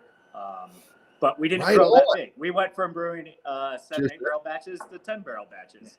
And then and then we also have we have 3 20-barrel fermenters now. And so yeah, we did a small calculated expansion, which was actually perfect with how everything shook out last year. We didn't go too big, so you guys saw the old brew house, which was kind of what we call a Franken brew setup, which is kind of common out here in Colorado. You see them all over, but yeah, dairy mash tun, moving hose, every piece is separated, nothing's hard plumbed, and now we have kind of a typical craft setup where we have direct fire, boil kettle, mash tun, and 20-barrel hot liquor tank, and everything's hard plumbed on the hot side. So it's making our lives a lot easier, and brew days are much smoother and more consistent now. Yeah, it was a big do upgrade for us. Yeah, it's nice when you can simplify that kind of stuff for your production team. But it felt very alive. It felt very organic to be walking through that space, and you can kind of see how different pieces came in at different points. Luckily, pretty much everything with Henhouse has been real prefab, but our team has put the work into getting these tanks at the right time and put them in, and they're all, more or less coming from the same folks, getting installed together. And then we have expansions as we go, but it was really cool to be able to run through your guys' production space and feel a little bit of that Sierra Nevada in the 80s kind of vibe. Seriously, like I really got a kick out of that. We'll take it. Yeah. And I mean that with all love. Like for sure. It's really neat. And yeah, anytime we brought a bigger brewery back in, they would be like, "You make this here? That's crazy! Like, how is that happening?" Yeah, and even when you see the production facility, just figuring out how everything got back there is, I think, a statement on its own. I mean, personally myself, I've been a part of other breweries in the past and expansions, and I literally looked around one day. I was like, how did we get everything back here? And it's beautiful. I think you nailed it saying, I think OMF has a great organic vibe, feel, and I think we try to represent that. I mean, all of our canning is done in our tap room. Yeah. It's still going on. Yeah. It's still happening. Yeah. You're talking to a former taproom employee who on occasion was a canning line employee when the canning line was in place back when it was a temporary thing that we didn't have going all the time. It was really fun to be able to get back up in there and get a little bit of that production team vibe as a beer tender. And then also there was some fun that came along with putting that 4-pack into someone's hands and being like, yeah, I was there. Like, absolutely. It was cool. Yeah. Oh, you got one of the good ones. I remember our labeler got all jammed up and some of the labels were crinkled or upside down or something. We took those home to drink. We weren't selling those to folks, but it's nice. It's nice to have that connection. Your guys' tasting room has a really great feel to it. Any bar with a ton of books is absolutely the type of place that I want to be in. It's homey, and it also speaks to me personally. I'm a lover of books, as many people in the brewing industry are. One book that I see pop up in some of your beer names is Frank Herbert's Dune. Y'all have any commentary on that, on this upcoming film? I'm really looking forward to it. Yeah, I'm calling for a second. I'm really looking forward to it. Honestly, it's got to be an improvement on the first movie. Right. So, apparently it's going to be two movies. The first one was just too crammed up. The first movie. Mm-hmm. So, but yeah, we just love Dune and love books, and we like to draw inspiration for names from Dune, and just feel like we just love that it is an all-encompassing world to dive into. Yeah, right. Beers as well. Yeah. which beer is as well. Yeah, beer is at least as fascinating as the universe Frank Herbert created there. Yeah, at least. Yeah. At least, right? Yeah. Yeah, you can read about like famous brewsters, and you're like, wow, like Abbess Hildegard, who was so excited about hops long before they were even commonplace as a brewing ingredient. You're like, oh yeah, she's like a Bene Gesserit, master doing that kind of stuff. Yeah. Seeing through into the future what beer could be about. It's fun to be able to lay those kinds of overlays on some of our own very real beer people of legend and see how they could compare to this kind of stuff. But when you guys were coming up with a beer called the Weirding Way and some other stuff, why was Dune something that y'all chose to lean into? Or have there been lots of other literary references and I'm just too dang ignorant to pick up on them? There's been some Thomas Pynchon references. There's been a lot of Star Trek references, not literally, but a lot of next gen references. Yeah. So some of our kind of quote unquote mainline beers like Inner Light and Time Zero are named after that. Yeah. Oh. So there's been a lot of that stuff. Yeah. Just trying to figure out stuff that hasn't been used and stuff that we're really, interested in. Right. Yeah. To kind of just represent who we are. You just got to be authentic about who you are and put that out and see if people are, interested in it. That's so true. I completely forgot you guys made an Inner Light beer. Yeah, that speaks to everyone. All my geeks out there. Our Star Trek, Star Wars, Battle of the Nerddoms will be coming later this year. That's going to be another online extravaganza that we are going to do. Maybe we will we'll patch in some of you guys too. We'll try and line that stuff up, because there's also the classic Star Wars actually is Dune. That's where a lot of that stuff came from. That is definitely, I hope we get to make a next collab, and that is totally it. We are totally going to do something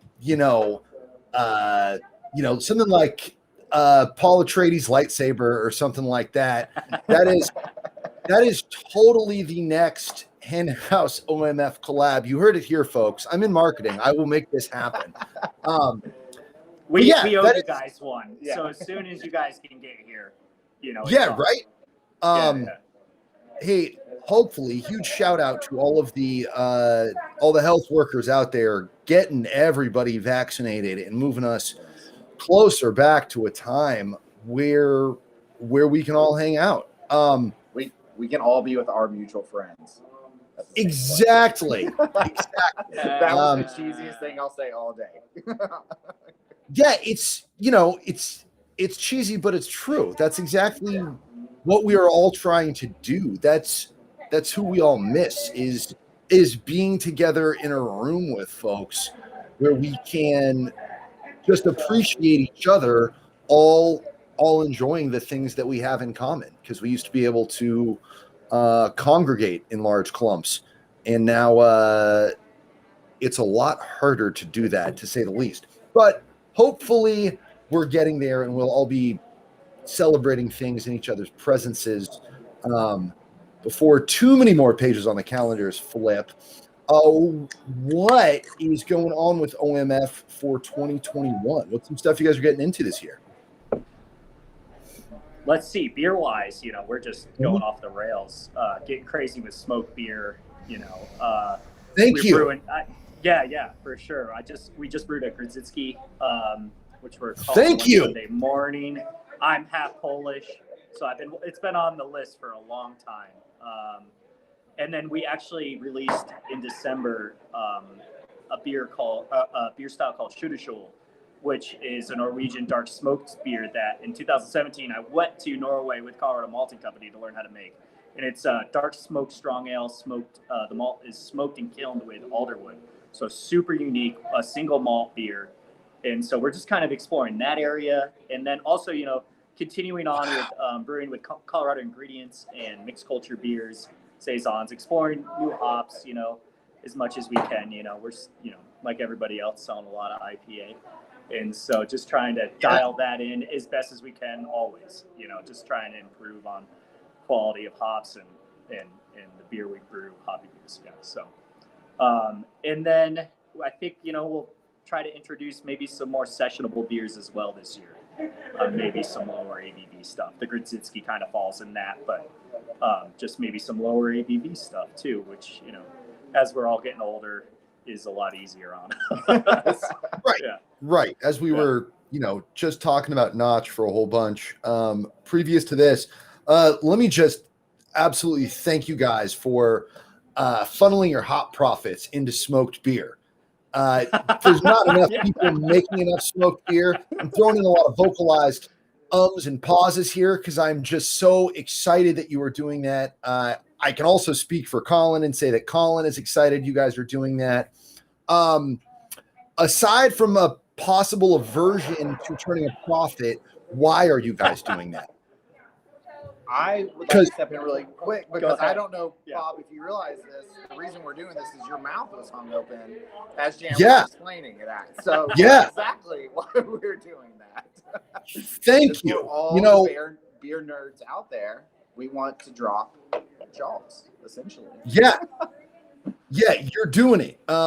Not enough people smoke nearly enough beer. I've got a pet Grodzki idea that I would love to see Henhouse do.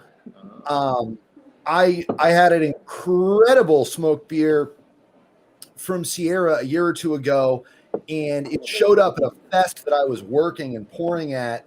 And I went up to the Sierra Nevada representative and said, "Hey man, I just wanted to say, like, I freaking love this beer. I bought 5 bottles of it on site without trying it, just because I was like, this looks smoky as heck, and it's Sierra, so I'm sure they did a great job."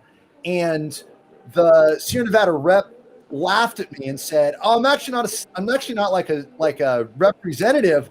I'm actually one of our brewers, and I work in the barrel program. I made that beer, and they said I can never make it again because it was the worst selling beer to come out of our barrel project." And I was like, "Oh no!" Well, listen, I bought like 9 bottles over the course of when it was available. I did my part, but yeah, tell me what excites you about that smoky flavor profile, because you are making my jaw drop. I'm like, okay, how do I find a mule in Denver that can get this stuff? I'm already trying to figure out how I can get this beer to me, but why are you doing it?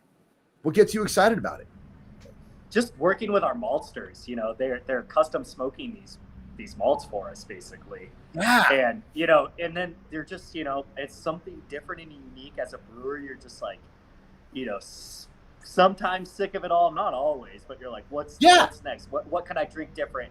And then also the smoke character, you know, much like a sour beer, you know, you get into sour beers, it dissipates and these beers open up and provide flavors that you've never experienced before. So really, like, if you can get over that hurdle, you know, then they really open up a broad world of flavors that, like, you don't get in any other type of beer.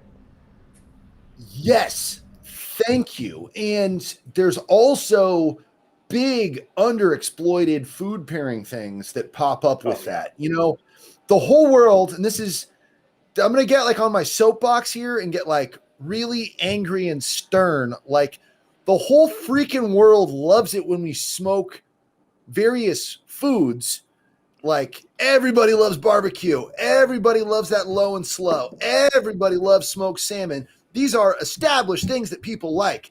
But the minute you smoke your beer, everybody runs out of the room screaming. And I find it so vexing because there are so many examples of great smoked, highly praised, broadly accepted culinary products, but smoked beer remains kind of underappreciated. Not non-existent by any stretch. We got Rausch beer as a whole style. We got the good folks at Schlenkerla. basing their entire brewery history on it, and of course the good people at Alaskan. Their head person, whose name's escaping me right now, wrote the book on smoke and beer. I'm not saying that nobody does it or it doesn't exist, but in my dream universe, you get smoked beer like you get IPAs, and just everything could just be smoky as heck. I'm glad that we don't brew like that, because like my paycheck covers both food, gas, and rent. I get health insurance, so like we don't need to do that. But I think there's room for more smoke, and I'm so grateful for you to be doing that. Even if I can't get it, I'm glad other people are drinking it, and hopefully other breweries want to jump along in. I mean, it's all at the end of the day, everything's education, you know? Exactly. I think if we can put a pint of that in one person's hand, that makes a huge difference, right? Like, I think maybe your future, Bob, you guys will be doing a ton of smoked beer, and we'll be doing more, you know, as the education grows. Yes. The appreciation is there, you know? Yeah.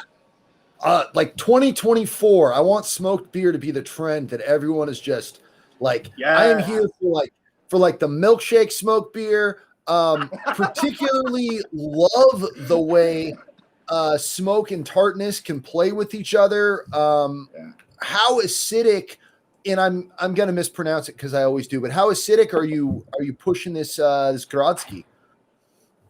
None. No. Yeah. No acidity at all. Yeah. So, you know, kind of inspired by what you know, they're doing down in Texas, and then the research I've done, you know, maybe Grotzer, the German variant, had a little bit of acidity, but I don't think Grodzki, the Polish variant, has much acidity at all. So we're not doing anything. It's just 100% oak smoked wheat beer. Yeah, 3% alcohol. So it should be just a crusher. Yeah. And then actually it's kind of hopped really high too. So there's a hoppy component, and we used Colorado crystals in it, which this play between the oak smoked wheat and then the crystal hops grown in Colorado is actually like really beautiful. I was a little worried hopping a smoked beer that high, but I think it's like 38 IBU or something, and that, you know, like it's high. Yeah. Yeah, you're in like the Sierra Nevada Pale territory. Yep. And it's actually working out really beautifully. Yeah. So I think we're canning that in a week and a half, actually. Yeah. Oh, that is so exciting. We'll send some out. We'll send some out for sure. It also doesn't hurt that we have, I would say, one of the best barbecue places literally connected to our building. Yeah. So having some barbecue and a lovely smoked beer doesn't hurt anything. Yes. Oh, I am so grateful to all the people who come on 5 o'clock somewhere, and the people who've made time today. Yada, yada, yada, bullshit. Thank you guys for talking to me about smoke and making smoky beer. Gosh, you've taught me how to dream again. I am so excited about this. Man, and we're gonna send you guys some coffee saison. That's another thing on my list that I am now being told we are gonna resurrect that brand, and it's something so near and dear to my heart. It is right there. Coffee saison and smoked everything are neck and neck as like my two favorite beer experiences. And just because my tongue is like, I don't know, trying to be avant-garde or something, the things I love the most are really hard to get. And I wish it weren't. I wish hops and macro lager were the thing that got me out of bed in the morning, because there are a million options. Like, who wouldn't like to like the thing that is everywhere? And I do really, really like hoppy stuff. And I do really appreciate the work that goes into incredibly crisp, clean, light, delicate macro lager that everyone's making. But it's coffee in my saison and smoke in my everywhere else that gets me so excited. And thank you guys for making that beer. I wish I could just COVID safe hug you all for doing that. And I think I'm speaking for Colin too here. I'm gonna go out on a limb and say that Colin, also a big member of Team Smoke, is just he's in a hermetically sealed cell physically near me somewhere and is equally thrilled. Fellas, what's happening? Yes. So good to see you. You as well. I'm also incredibly grateful that y'all are pushing smoked beer. But I don't think I can even compare to the experience of like unadulterated joy that is Bob Wagner experiencing smoked beer. I call myself the co-captain of Team Not Enough Smoke, but Bob Wagner is absolutely the spiritual guidance of the movement. I love it. Back when I was allowed to like leave my house and go other places, I would literally keep a flask on me full of smoked salt, not whiskey, but smoked salt, so that whatever I was eating, I could just bless it up. And that is brilliant, sir. Yeah, sometimes it would be like if I'm having like anything you'd sprinkle salt on, you hit it with a little smoked salt, and that's fun. But if sometimes I'd be like, well, this thing isn't ever smoked, but let me just go ahead and smoke it right now and see kind of what that does. Maybe you should have smoky guacamole. You shouldn't. I tried, but maybe you should have smoky lentil soup. Actually, that was pretty good. I'm really glad I had that smoke on me. But yeah, thank you guys so much. Do you have any names for these smoked beers that folks can be looking out for? Yeah, they made so it that we kind of have a standard called Gelberrausch, which is our smoked blonde ale, really crusher. That's kind of like the brewer's shifty beer, yes. Yeah.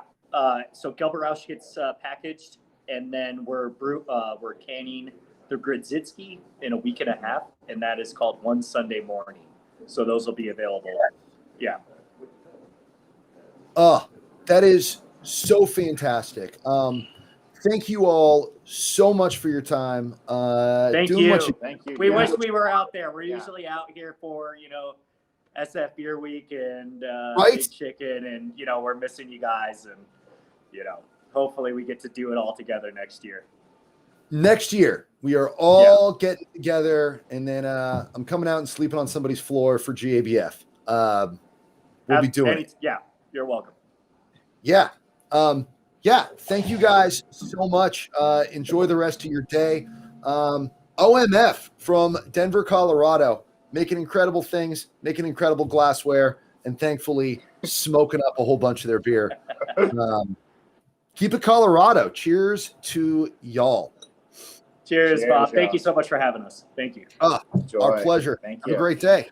So I'm going to throw back to Sayer and Colin, our wonderful beer curmudgeons. I'm sure Colin has a lot to pick apart with this fascinating news on American smoked beer. My goodness, what a time to be alive! Honestly, I'm just so grateful that the folks who are watching right now and who will hopefully watch this again into the future as it'll live on YouTube get to experience how excited you are about smoked beer. This is my smoke style.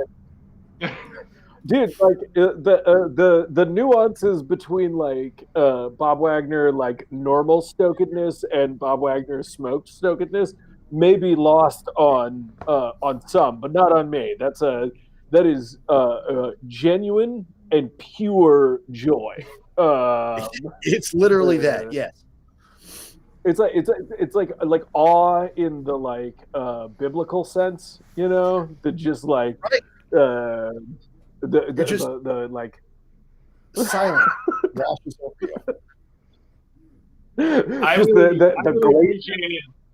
I really appreciated the most Eastern Bloc equivalent of hot sauce in my bag that I've ever heard, which is Bob rolling around with a flask of smoked salt, just in case anything he might ingest wasn't smoky enough.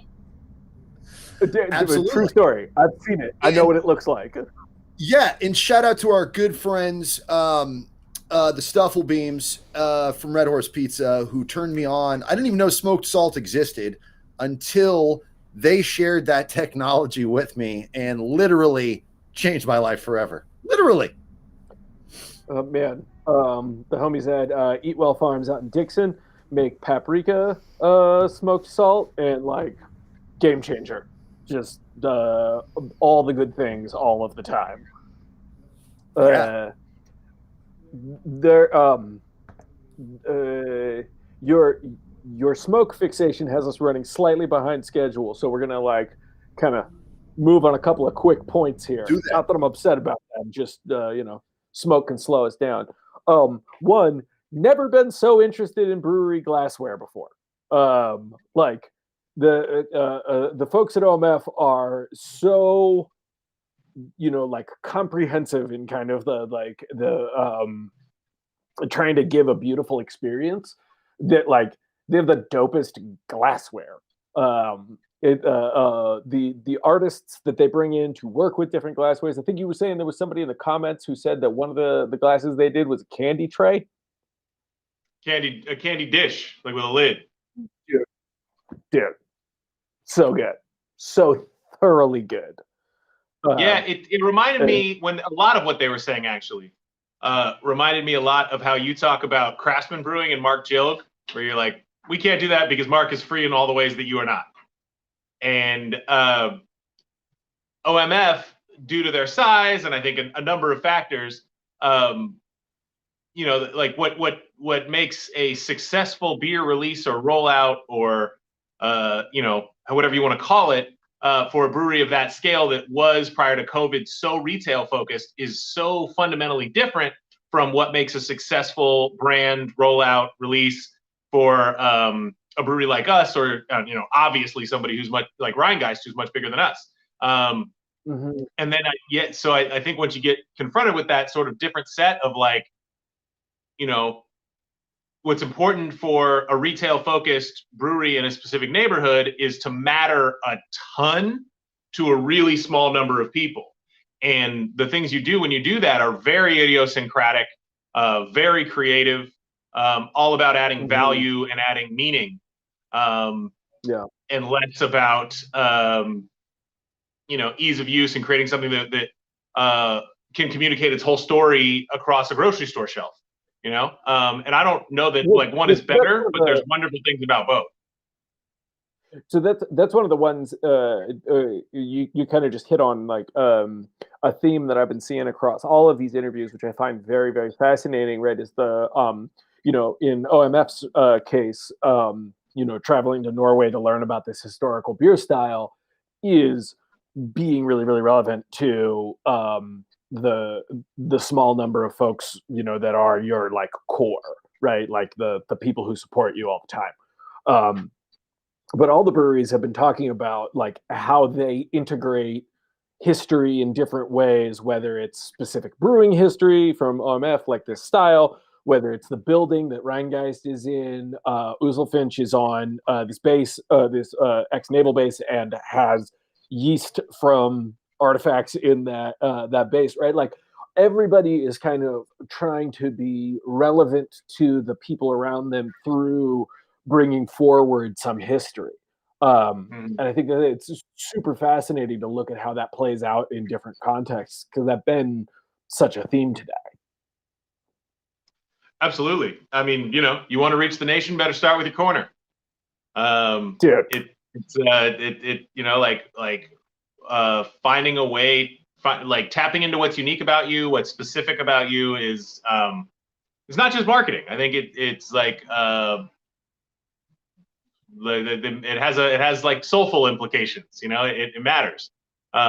Which is like Bob and I talk about this all the time, and I love that Bob keeps saying he's in marketing, because I think it really illustrates something, right? Is like there's an inside marketing voice and an outside marketing voice, right? And like the inside voice is very technical, and you use, like you separate the brand from the liquid, right? And you stop using the word beer as much. But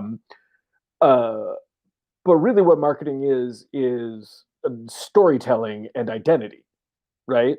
And like shit, like, in kind of the more profound examples, like shit, like having healthcare as like a basic part of how our company operates. is part of our identity, and it's something that we like to talk about because that is, like part of who we are. We're doing all of this for the benefit of our employees. Like the team is what makes the beer amazing and awesome and cool. So taking care of the team is the number one priority, right? If you want to be super fucking cynical, you can say that that's just marketing, but like it's really about having an identity and having values and telling that story. Right. I could go on about this forever, which I totally would if the 5 o'clock everywhere sign was not flashing right now and it was time to drink some Crowns and Hops beer. I've got Beat Messenger. Sarah's drinking HBCU IPA. And Bob, if you don't have an Urban Queen in front of you, we need to get one in front of you because that's a Bob Wagner beer if ever I've tasted one. 100%. Did Bob hear that? Coffee. Bloop.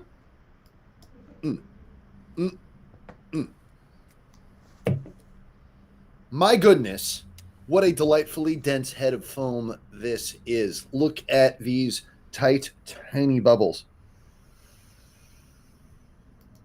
Oh, that is an absolutely heavenly roast on this. Speaking of heavenly, this angel right here is Mr. Tio from the incredible Crowns and Hops Brewing Company. Everything's mirrored. Hey. There we go. Hey, can you hear me okay, Bob? I can hear you just fine. And if you're not coming in quite properly, I'm sure Mr. Fridge, our technical director, will beep something, twist some knobs. I am going to skip the Big Chicken because I have a lovely 10% beer right here from you. Hey. Big Chicken from us. Little Englewood, little Santa Rosa. Cheers to sir. Cheers, brother. Hey. What's going on? Happy Big Chicken Day, family. What's going on, Bob?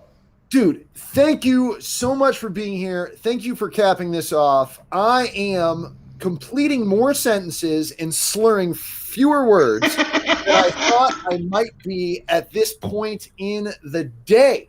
Well, bro, you were punctuating a day with a 10% beer, man. You're a hero. I certainly am. I'm working from a big, expansive desk, and I'm sure this desk will make a wonderful place for me to sleep under. Maybe around 6:37 when I'm nodding off.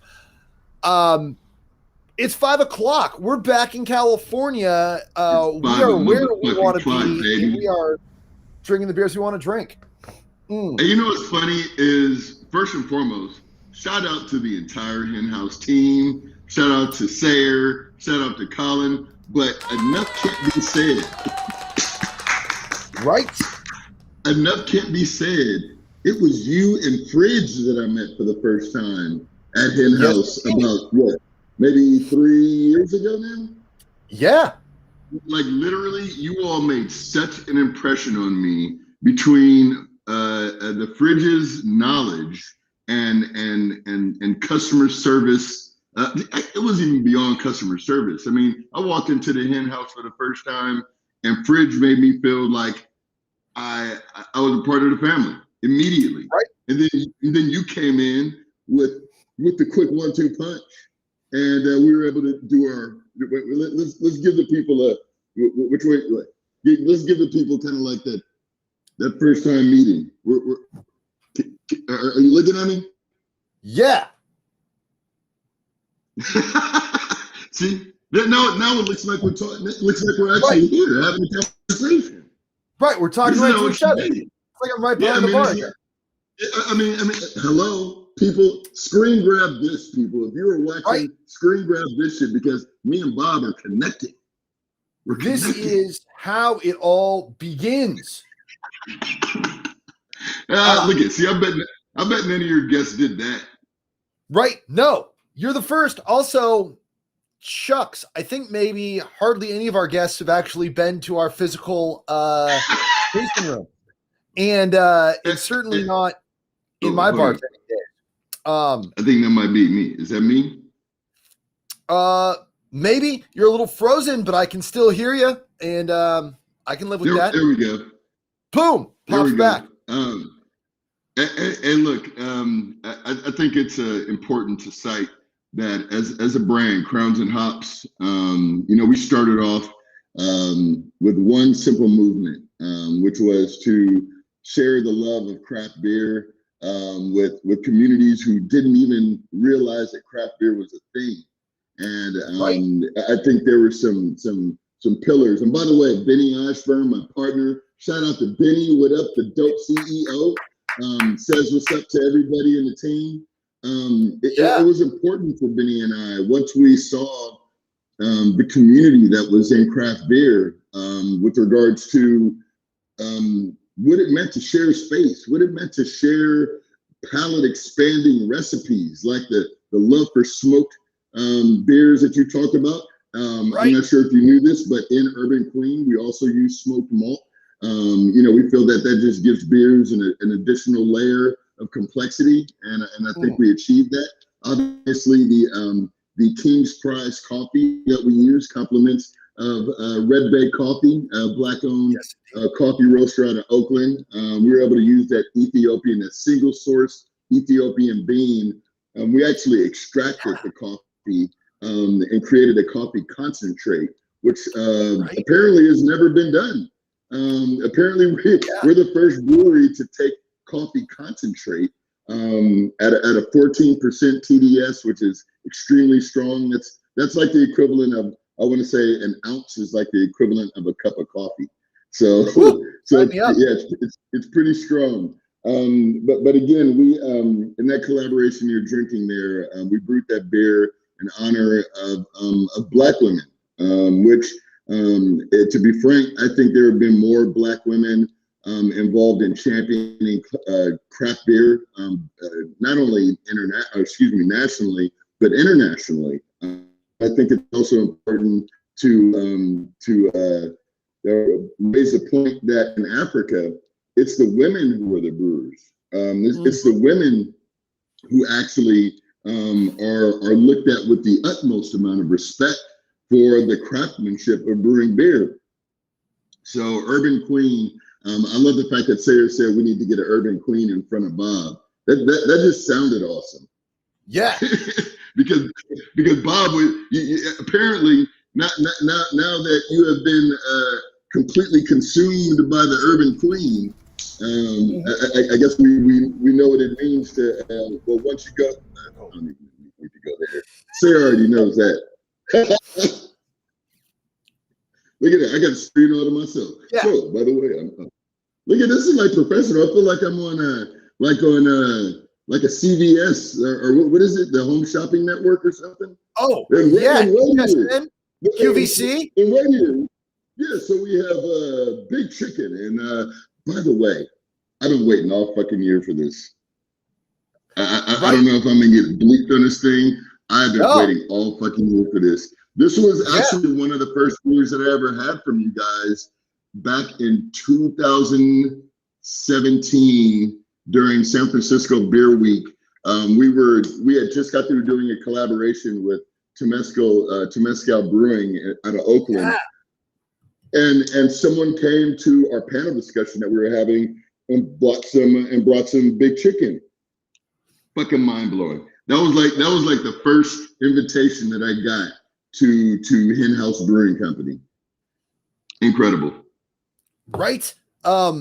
It's really become our calling card, especially, back in the day when our tasting room first opened, people would come in all the time and be like, do you have Big Chicken? When's Big Chicken coming?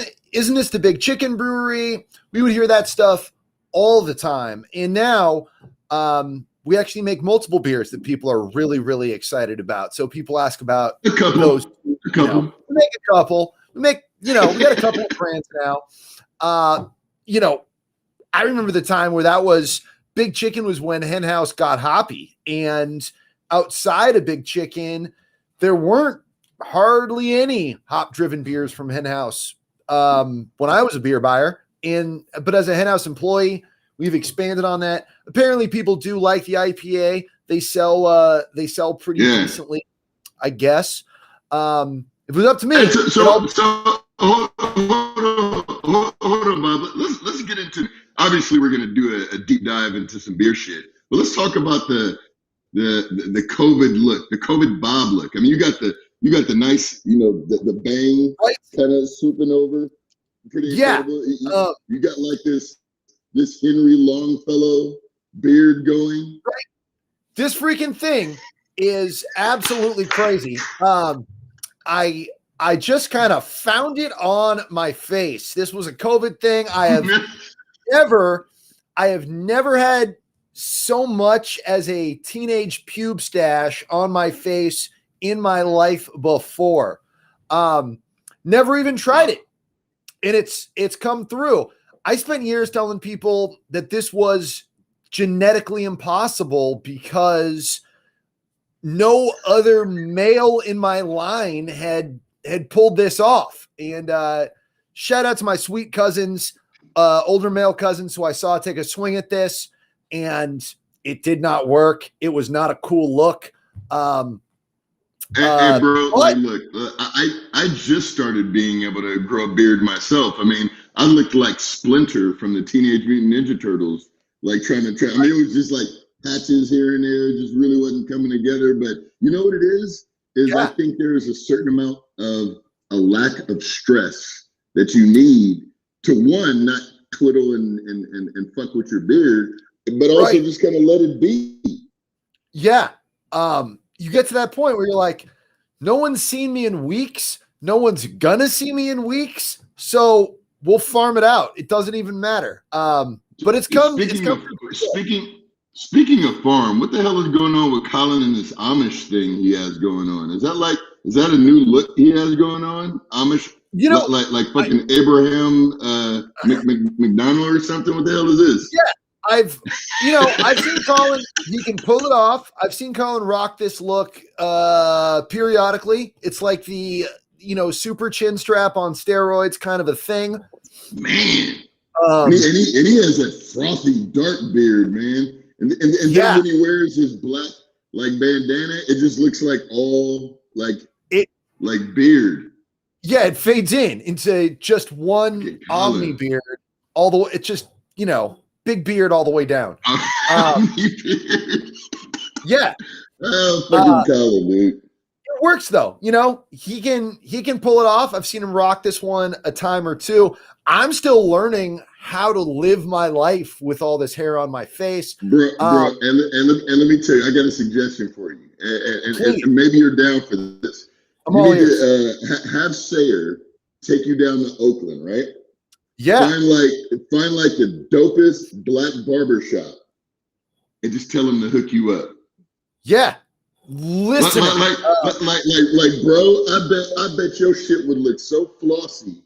Your shit would look so, I bet like every chick that came into hen house, isn't that funny? Get it? Every chick that comes in the hen house.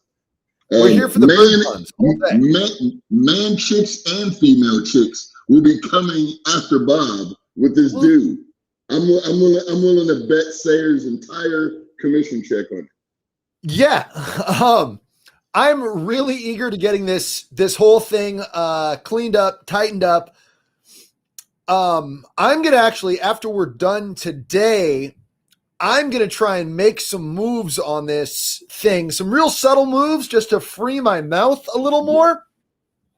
Oh my God, are you like eating your beard right now? I am definitely eating my beard right now, and the only reason I haven't tried to do anything to it is because I was afraid if I started trimming it, like right now, it's not visually distracting, but if I started trimming it, things could have gone completely off the rails, and I could have ended up with some really visually distracting, jagged half beard thing. Story about maybe that's what Colin did. Maybe Colin was trying to like edge it up, and he just had to shave that shit off. Right, you edge it up, it goes wrong, and then you're screwed. As a little someone who's a little kid in the 80s, a lot of dudes were running around with half shirts. That was a cool thing. And when I was like 6, I wanted that. but I couldn't get my shirt even. So enough time passes, and my mom discovers me in the kitchen with a shirt cut up to my sternum and just a pile of shirt scraps underneath. So I haven't touched this beard for fear that I was going to just completely jack everything up for the show today. So if anyone somewhere on Monday and this whole thing is gone, it's because I tried to fix it and I freaking blew it. Bro, when I tell you, I mean, you know, sometimes like when you get a haircut, like you just do if you know it's coming all off, you just do a mohawk and you're just like, fuck it. Right. Bro, I will pay for your haircut. Yeah, I will pay for you to get this. Sayer, Colin, take note. T.O.L. Hunter will pay for Bob's haircut if he goes to a black barber. No, this is what I need. I need someone to sort all this stuff out. I've been looking like my next manifesto is about to drop. And it can go either way, either like a distinguished Karl Marx or kind of a more crazed guy living in a shack in the woods. I think you've nailed that already. Right. But enough, like my beard's cool. This has been fun, but enough about me. Let's talk about two HBCU grads coming together, starting a brewery, and then creating a beer called HBCU. Like, that is a way more interesting story. There it is, bro. Well, it's funny. One of the things that Benny and I obviously are extremely proud of is both attending historically Black colleges and universities. One of the things that we found in attending those universities and those institutions is that they armor you for difficult circumstances. And I think the world is starting to have an understanding of the complexities of what it means to be a Black human being in America.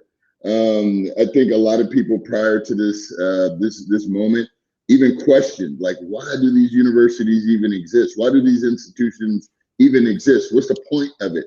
And I think we're starting to understand when you have graduates like Stacey Abrams out of Georgia, right? Who literally was probably one of the more important human beings in the United States as it relates to getting everybody aligned with progress.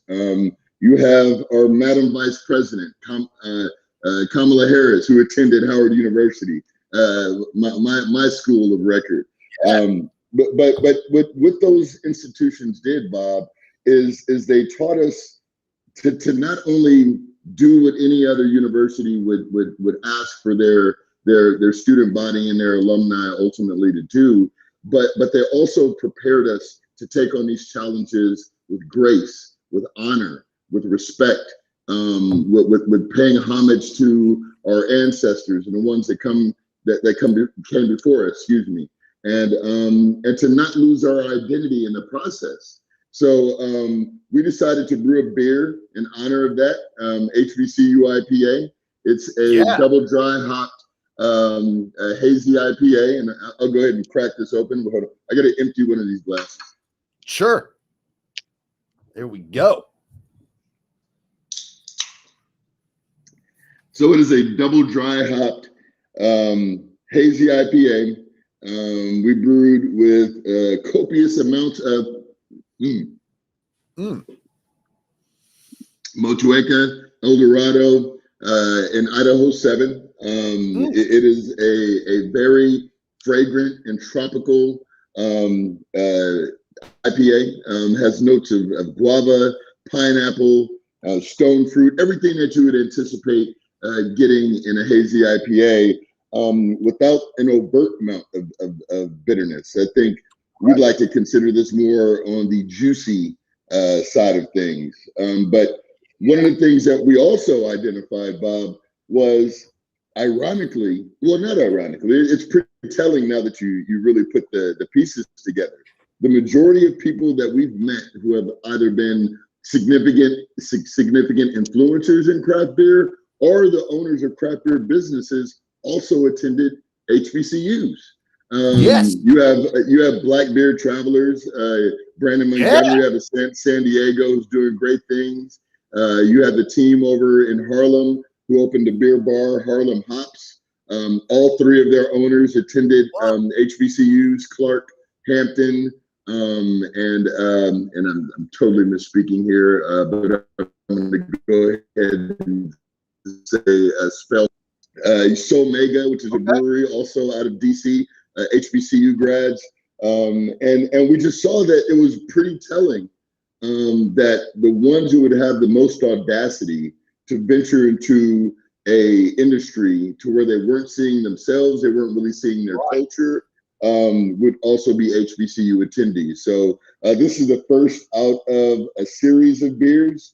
It's a bit of a homage to school days. Hence, you have a Crowns and Hops joint, and then you also have the Crossbones that are a moniker from the movie School Days, directed by Spike Lee, also an HBCU graduate.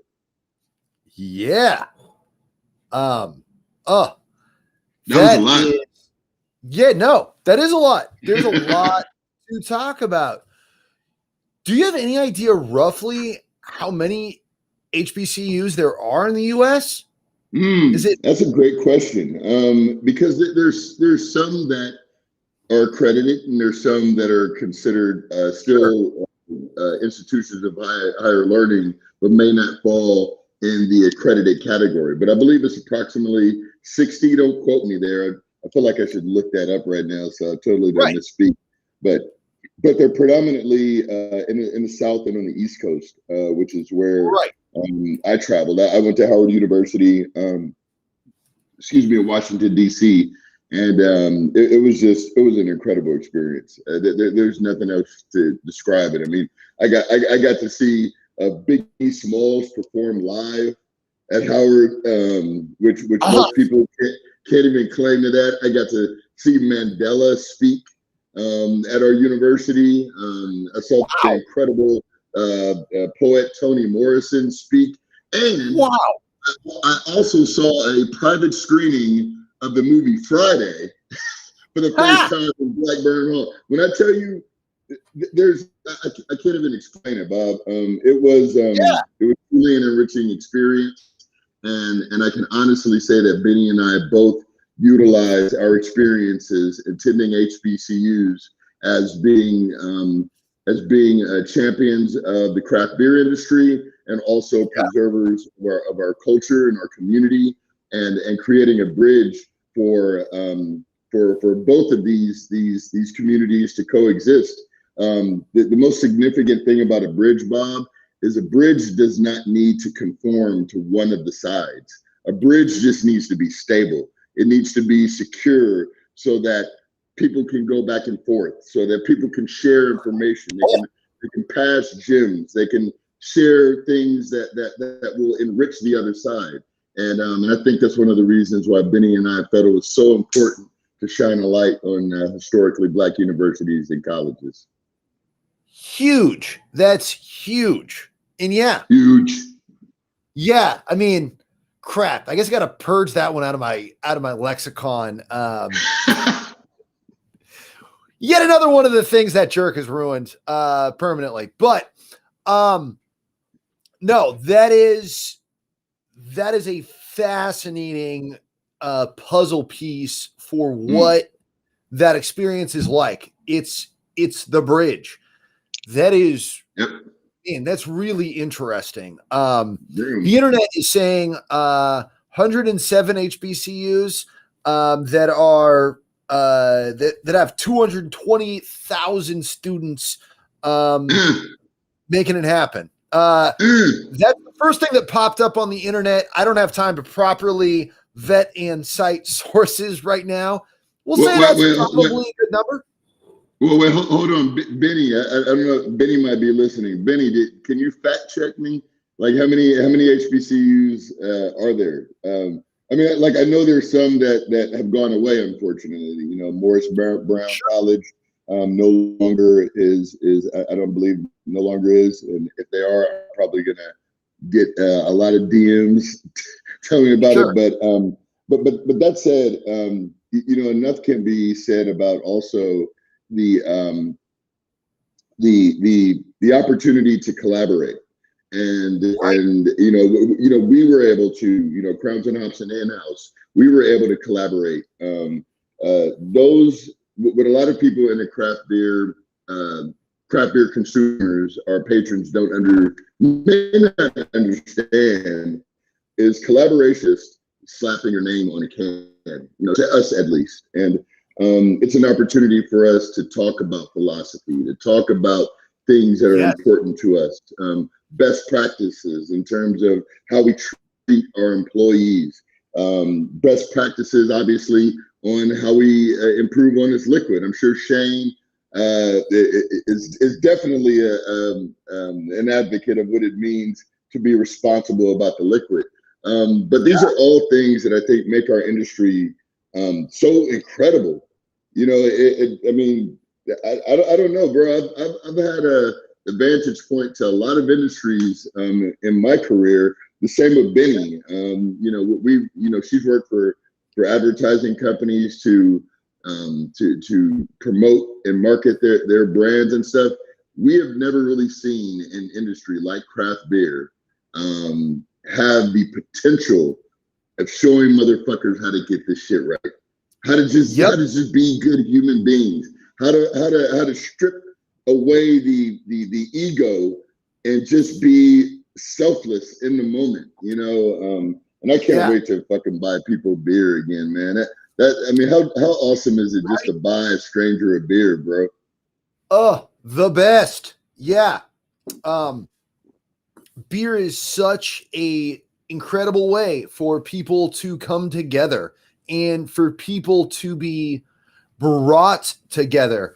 You and I have spoken a bunch of times, and I'm realizing we kind of haven't really even gotten into who and what Crowns and Hops is, because there's so much familiarity between us personally and the Hen House and the Crowns brand. Y'all are an Inglewood brand.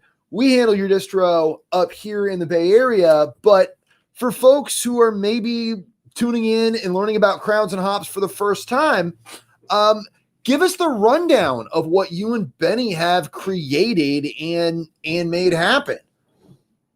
Sure, man. Well, first and foremost, Benny and I, again, we fell in love with the idea of what craft beer was, which was selfless, which was community, which was offering the community something that not only represented the terroir, the environment, the ingredients, and how the community engaged with the ingredients. We saw that as also an incredible opportunity on how you share culture as well. Traditionally, the owners infuse their culture into the brand. And, obviously you and I understand that in craft beer, trading is a huge aspect of it. When you're traveling out of town, one of the first things that you do is as a beer lover, you visit the local brewery, because if you only have 8 hours in the city, that if you go to that brewery, you're going to have an opportunity to capture the essence of that community. Benny and I truly saw that was missing in the Black and brown community. And this isn't any way in terms of throwing stones, but what we only saw in Black and brown communities were white-owned breweries who weren't from the community. So what was happening was these entrepreneurs, is who they were, were primarily projecting their own experience, which a lot of times didn't match the experience of the environment that they were setting shop up in. Again, we understand the concept of being an entrepreneur and taking advantage of pulling yourself up from the bootstraps and whatnot. But with 8,000 breweries in the country and less than 1% being Black owned, we know there's more Black people in the country. We know there's more brown people in the country to that. So we saw that more so as an opportunity for us to not necessarily tear down what was there, but to build what wasn't. And it started off with Black people love beer and brown people love beer, just something that really kind of corralled the community that was already there. It wasn't like there weren't Black and brown craft beer connoisseurs there in the first place. They were there. Sure. There was just no one really kind of creating or galvanizing this voice that has probably one of the most rich and contagious cultures on the planet. Hip hop in some places is probably more popular than religion in some places of the world. And we saw that as an opportunity we saw that as an opportunity for us to authentically represent our culture and our community in a space that was as beautiful as we saw craft beer to be. And it started off with just primarily being an advocate of the community, championing the breweries in our region. Shout out to Highland Park Brewery, Bob and the homies, El Segundo Brewing Company, LA Ale Works, Boomtown, just a lot of incredible breweries that we were able to partner with. Three Weavers, clearly, and really launch experiences that talk about craft beer. We actually used to do craft beer pop-ups in the back of barbershops, because in a barbershop and a salon in California, you don't need a license to pour up to a pint of beer. So we would take those opportunities to share at least 3 to 4 3-ounce pours of a beer and invite the brewers to come in and talk about what they were making. But ultimately, what Benny and I realized is that the biggest contribution we could make was forming a craft brewing company ourselves. And that would allow us to freely and openly communicate our culture, our mission, which is to preserve culture, expand palates, and build community, and not have to ask for permission, not have to ask to take space, not have to ask to change the playlist, if you will. And we were just so excited to be able to do that and to have the support of our community. Right now, we're contract brewing. We definitely are professionals in what it means to communicate, curate, and design recipes that we love. But we trust our contract breweries to really execute the things that we're really hoping to communicate, not only to existing craft beer connoisseurs, but to newcomers who don't have an idea what craft beer is. And that leads me to my last point, which is our name.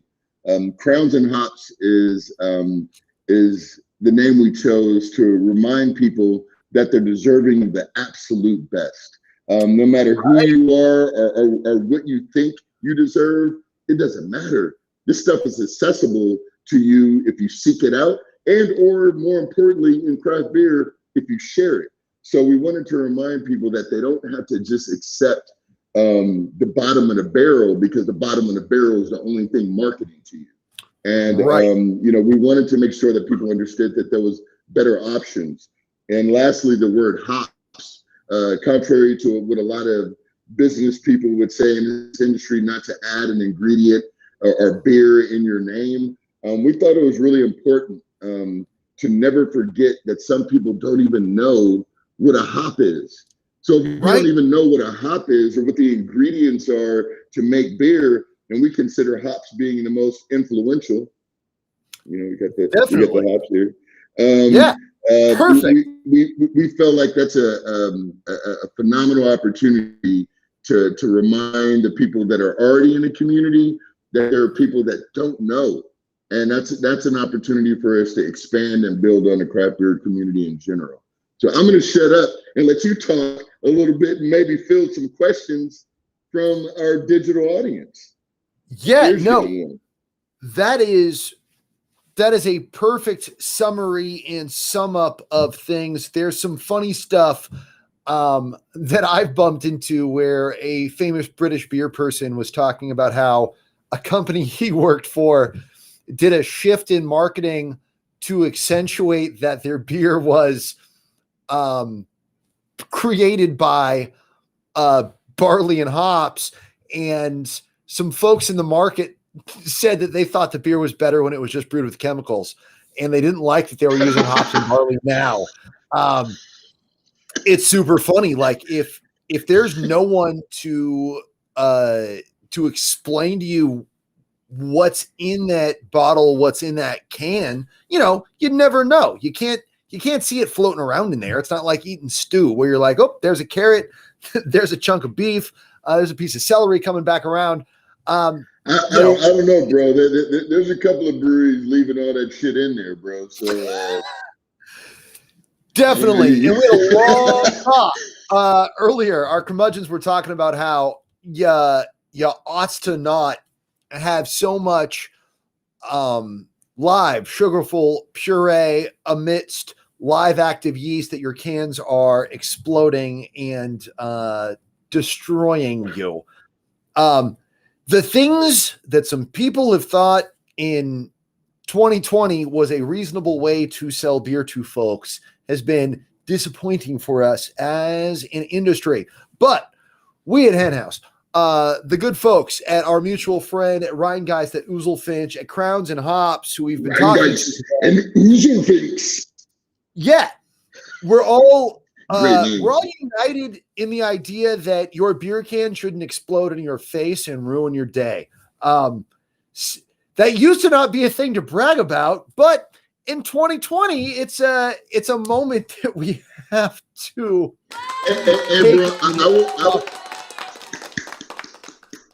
Right. I will also say that that Henhouse, like Crowns and Hops, believes and I think delivers across the board on something that I find is very important. I want to drink 100% of my beer. Exactly. I want to drink all of my beer. I want to turn my can upside down. I don't want to have to worry about if I'm drinking sediment and other things that are going to make me run to the fucking bathroom before I finish my conversation with Bob. Like I am so I don't know if disappointed is the word, because I know not everybody has the same skill set and everybody has the same access to equipment to allow them to deliver something that is as clean as possible, if you could say that about a hazy IPA. But man, it was tripping me out, all the hoops that people were expecting breweries to, expecting patrons to jump through in order to diminish the sediment content that was still in the can. And it's something that we've been committed to. It's something in-house.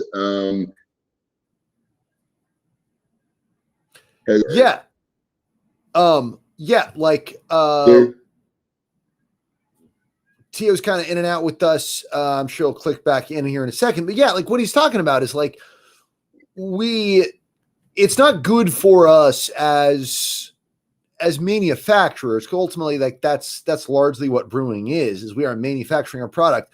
We shouldn't leave it incumbent on the consumer, first and foremost, to keep themselves safe. Everything we should do should at all times be keeping consumers safe. As a longtime hospitality person, you're never like, oh yeah, man, this table, poison arrows get shot at it, so you don't want to sit there. You got to watch yourself. Like, no, it's up to us to have everything be all safe and all accessible at all times. Anybody doing anything less is failing to, I would personally argue, failing to maintain their social contract with the consumer. And then also making sure that the beer is just lovely for people is crucially important. As Tio was saying, this is a completely inverted can of wonderful Crowns and Hops beer, because I'm not about to miss out on any of this lightly smoked, deeply coffeed stout goodness. This is exactly the type of beer that was getting me excited about beer before I learned to speak the second language of hops.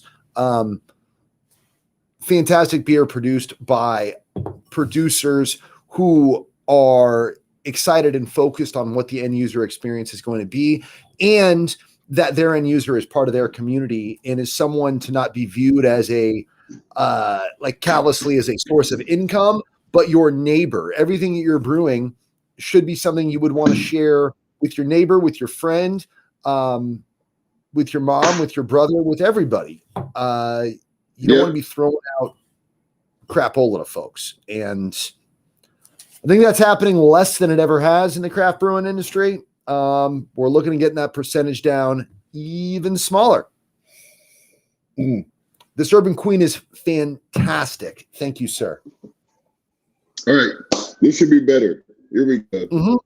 Am I back, Bob?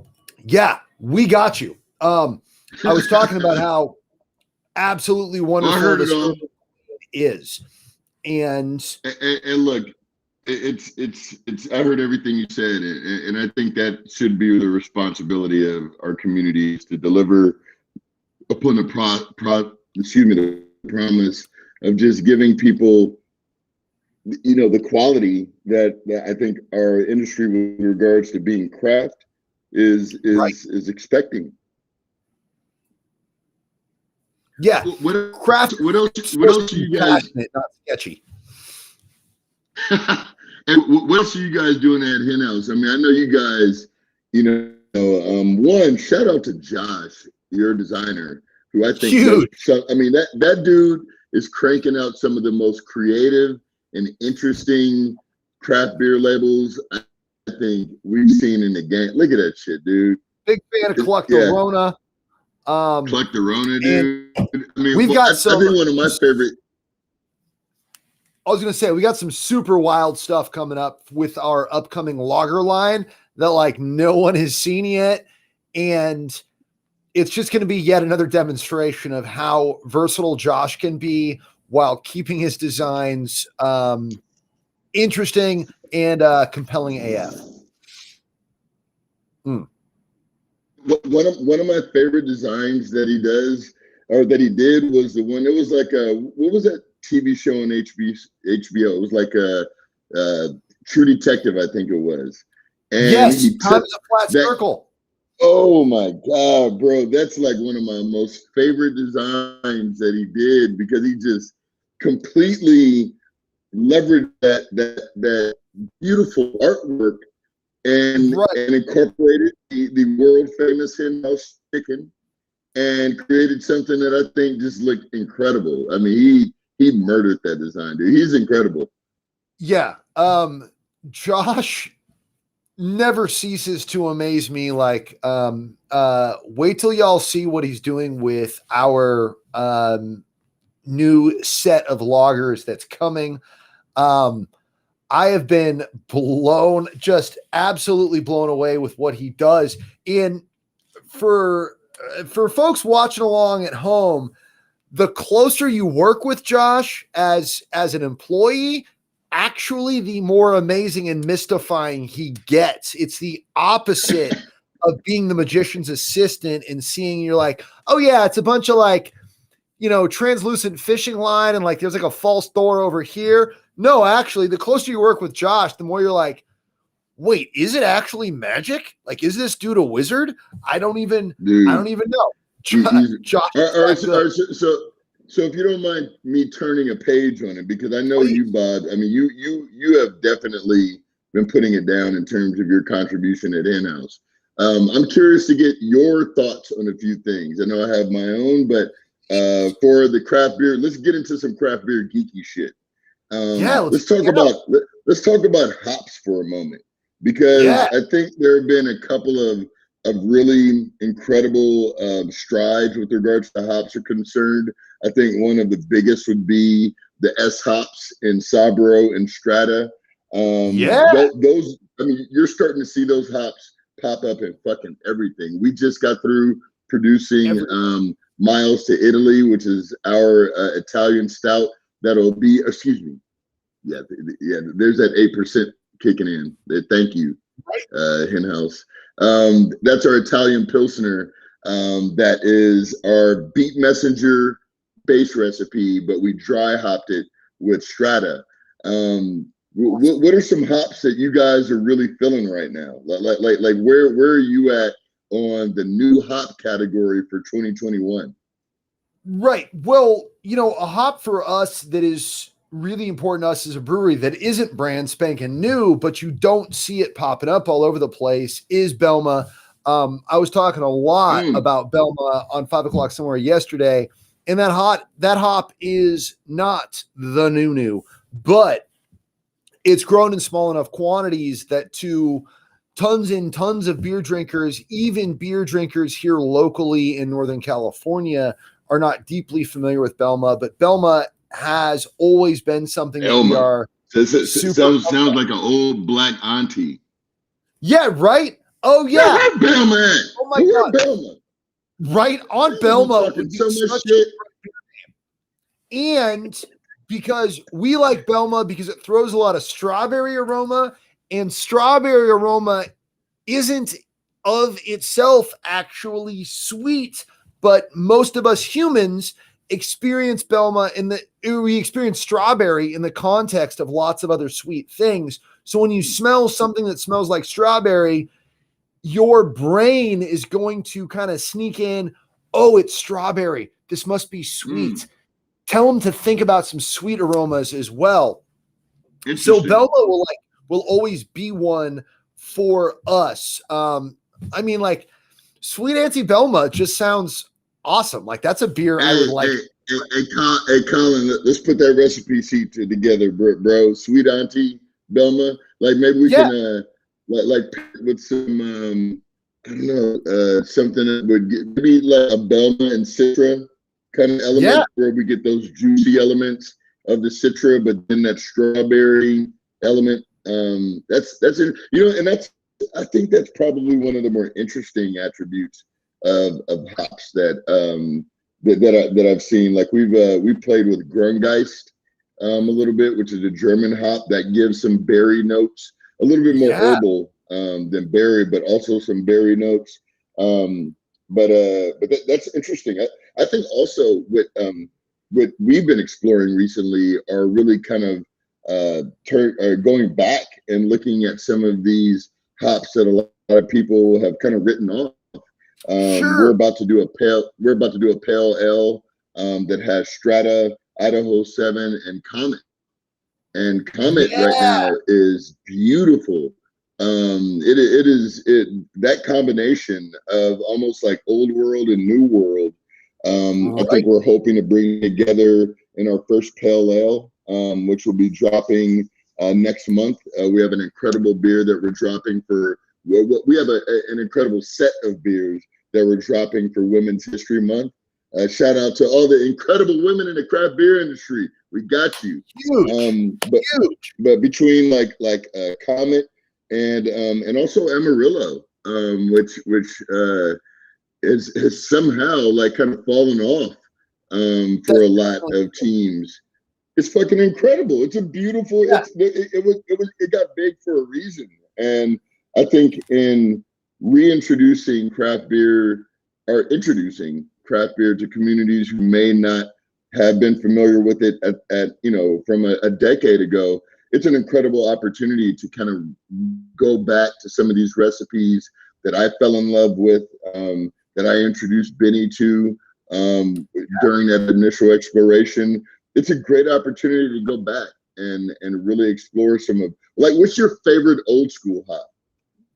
Well, I talk about this a lot, but Centennial, Centennial hasn't been completely written off or forgotten, but it was a hop that was, I know everyone's like, well, yeah, there's like these like 5, 6, 7, 8 like killer Centennial brands, but Centennial was something to me that I thought of as an old school hop. Like Centennial, anyone who's like, well, I know there's all these great Centennial beers and Centennial brands, but like seriously, like Simcoe and Mosaic were the hops that you saw everywhere. You look back at Centennial and Cascade and you're like, well, yeah, that's yesterday's grandpa hop. And I'm not interested in that, but Centennial still has so much fight in it, and it's still so great. Like Sonnets to Morpheus is a new beer that we just dropped with Centennial in it. We make Stoked on Centennial, which is 100% Centennial. You guys use Centennial a lot.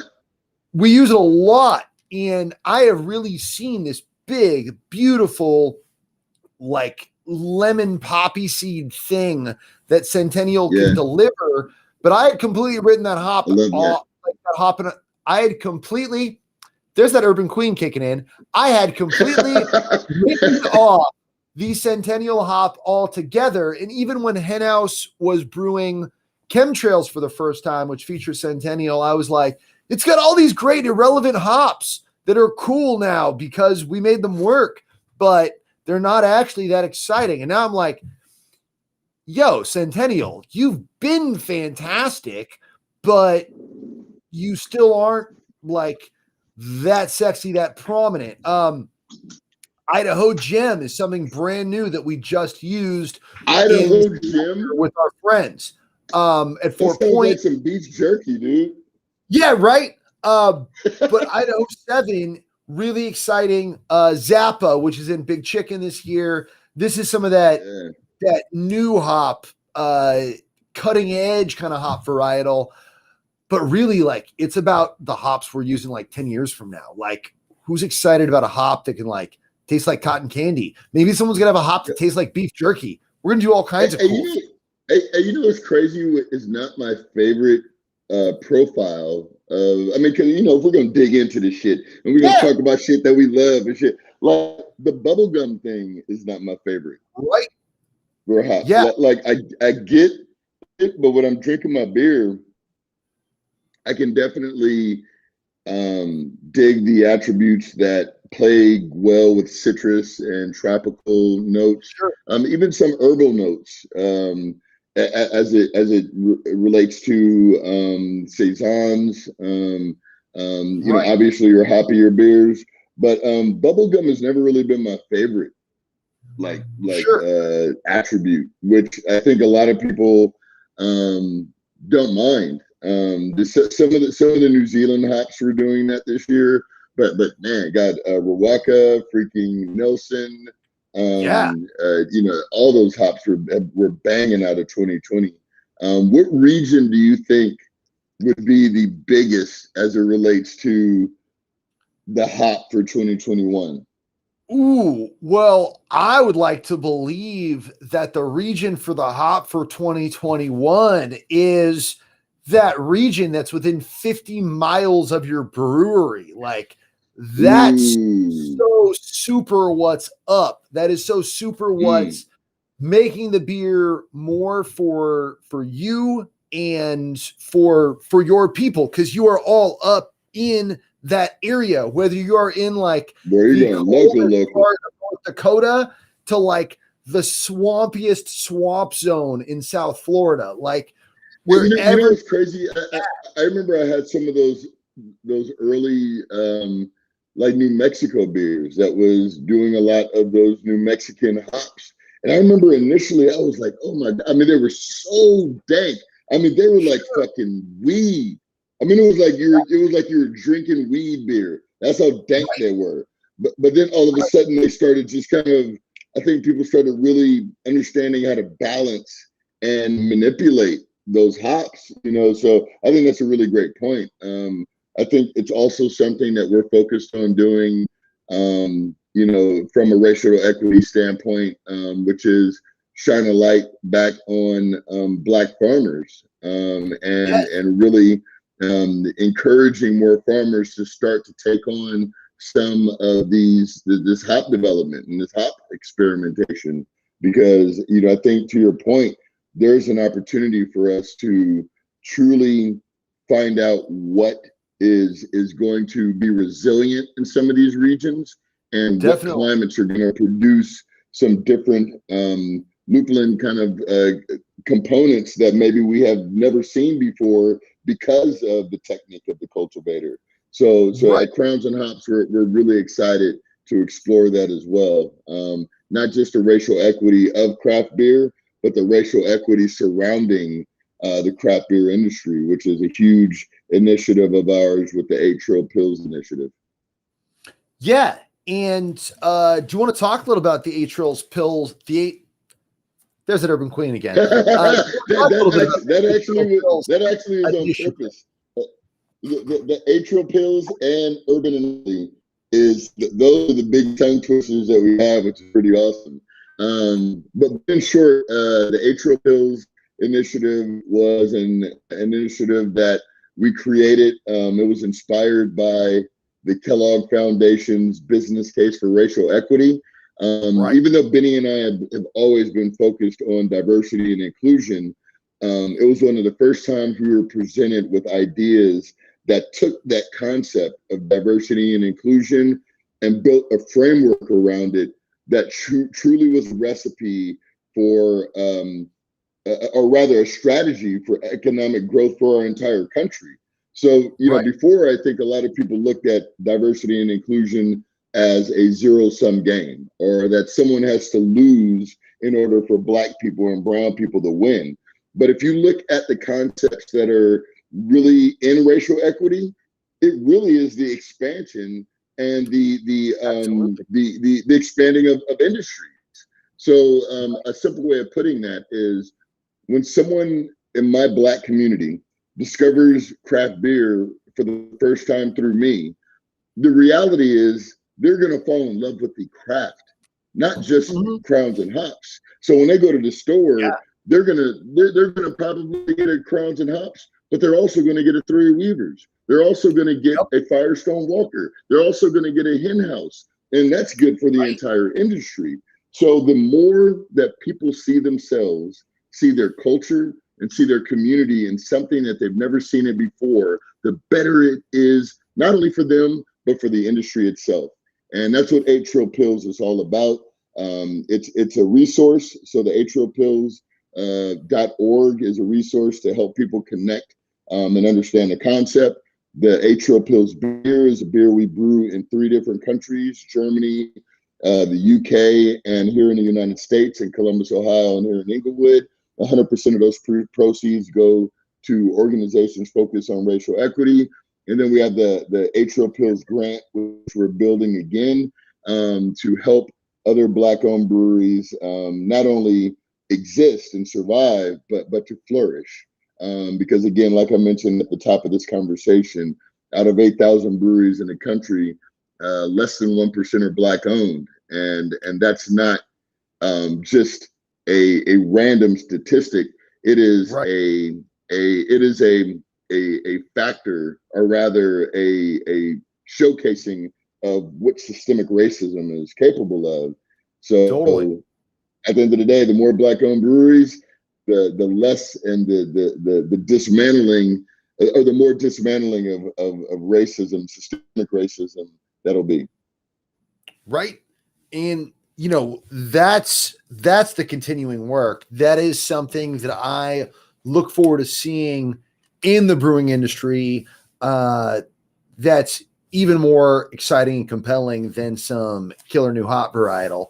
And I think we're slowly moving in that direction, hopefully we can keep doing that, because, you know, representation is crucial. And that's such a huge thing that I think y'all are doing to show to people that this, for people who aren't white dudes from the burbs with big ass beards, this is something for me too. And that is what I'm really excited about seeing in the future of brewing. And then back to the nerdy side, we can sci-fi it super hard and say with the by the way, I'm a Frank Herbert dude all day. I'm the biggest fucking nerd. Like, I don't have my comic books in this room, but when I tell you I am the biggest fucking nerd, by the way, WandaVision is popping off right now. That shit is fucking incredible. Wanda is a beast. I haven't dipped in yet, but I have since Mandalorian ended, I have kept my Disney Plus membership going, because I'm gonna circle back into WandaVision. Dying to check that out.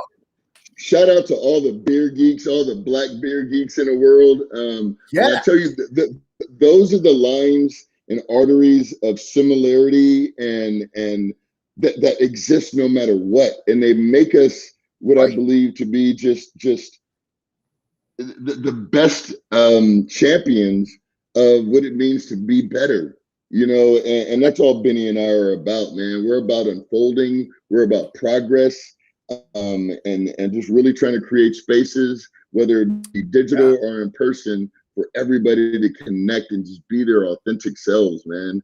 It's like that's who I want to meet. I want to meet authentic Bob. I don't give a shit about the dude, the Bob that had to assimilate in order to keep his job, Bob. Like I want to meet Bob, the fucking Henry Longfellow bearded Bob who nerds out like I do. Yeah, and luckily I'm in an industry with a company that that makes space for the entirety of me. And man, behind this beard, behind this top button, there's a lot of me that people got to make a lot of room for. Let me get super deep into speculative fiction here. We talk about in beer a concept that we've only known about for comparatively a few years, which is biotransformation. And that is the way in which hop compounds are interacting with yeast in creating new flavor compounds as new hops emerge into the market and new yeasts emerge into the market, like Sourvisier, which we use in our juiced goza to create lactic acid, which is amazing. And the hop, we also used it in Crowns and Axes, which is our collaboration we did with Great Notion. Yeah. And so there's also a yeast called High Sierra that is meant to throw out some hop character. We use that in a beer called Steroid Era that we brewed with the good folks at Drake's Brewing as a collab. How about like 8 years from now, you and me, Tio, we're talking about the yeasts that we buy along with the hops that we buy, because the yeast and the hop are both created to pair together to create a flavor that like doesn't exist in nature otherwise. We might be talking about that in 8 years. We might be talking about that shucks in 2 years. Things are wild, and I'm really excited to be studying and getting certified in beer now before those things are a reality, and I have to learn all of that on top of all the other stuff I have to learn. But where flavors can go, what people can be drinking, there's never been a more exciting time than now, and probably the next most exciting time is a year from now, and the most exciting time than that is 2 years from now. Bro, what we're talking about is alchemy at its best. Exactly. We're talking about the concept of just spontaneity, and I mean it's one of the reasons why we introduced the concept of jazz into our beer making. We believe that everything is energy, and I mean technically everything is energy. I mean there's we could get into the physics aspect of it, but everything is energy. Which is one of the reasons why we play jazz and we play hip hop when we're brewing beer, because if we can influence the energy around the surfaces and the cells that are producing this beer, then we think that actually plays a part in influencing what you're going to taste. I believe it'll go even a step further into understanding what sound and what things in the environment actually do to influence yeast. Yeast is a living thing, and I think for people to understand that, one, we know what stimulates it, we know what stimulates the movement of it, we know what food and what sugars actually create more energy. And I think the next frontier is what else can we do to influence that energy. So I think that's more of a physics conversation than it is a biology conversation, but it's an exciting industry to be in, to experiment and play with some of these ideas. Yeah, and it's a music conversation too. We have a beer called Future Music that is all about comparing where music has come from, where music goes, and I wrote it's my job. I wrote the menu copy for that. And in that menu copy, I talk about the journey from Chuck Berry to Jimi Hendrix. And I think we're actually, and this is my own, I'm not a perfect expert. I don't know. Let's go, Bob. So much I don't know. Bob. But I would argue we are right now still living in the Chuck Berry era where people are like, oh my God, rock and roll, this is wild. Yep. And Yep. we're still listening to Johnny B. Good, and we're like, holy shit, how did he do that? We haven't even gotten to the Jimi Hendrix, holy shit, how did he do that part of brewing wet? It's one of the reasons why we created that Pilsner Beat Messenger. Beat Messenger is an ode to Black Americans of African descent who created jazz, who created rock and roll and rhythm and blues. If you think about the depth and the point of reference that was needed in order to create these original art forms, which we can also call original American art forms, that is really incredible when you think about it. When you think about with Duke Ellington, with Miles Davis, with Chuck Berry, with a lot of these, we're talking about literally the invention or the reinvention, if you will, using instruments and sounds that came from the continent of Africa that unfolded into what, you know, virtuosos like Eddie Van Halen will be playing on these strings. You know what I mean? Like the unfoldment of where it started to where it is continuing to unfold, to your point, is such a great and fun and beautiful conversation that we typically have over a craft beer. Exactly. You like how I brought that around? Dude, bringing it all back around like a marketing pro, which Tio is.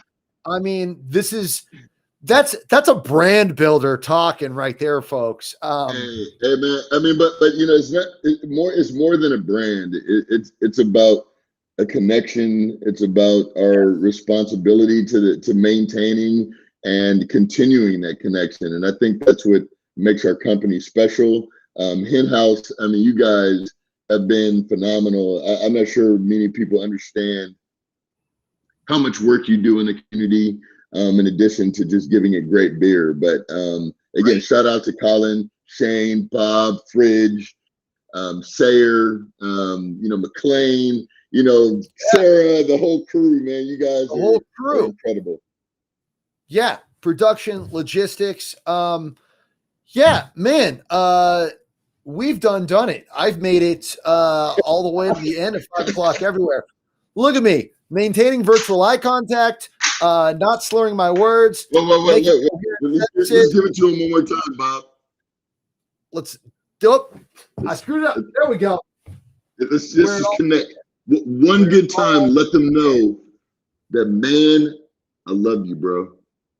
Dude, right back at you, T.O. I love you, Thank bro. you so much for what you're doing for the industry.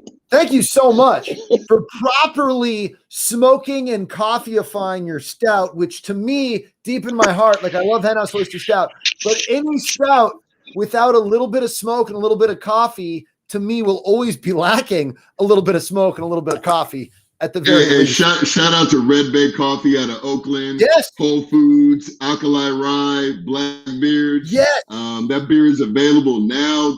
Get it off of the shelf. Kill it. Crush it. Share it. More importantly, share it. Grab it. Thank you for being part of Big Chicken in Place. Thank you for being a part of the industry.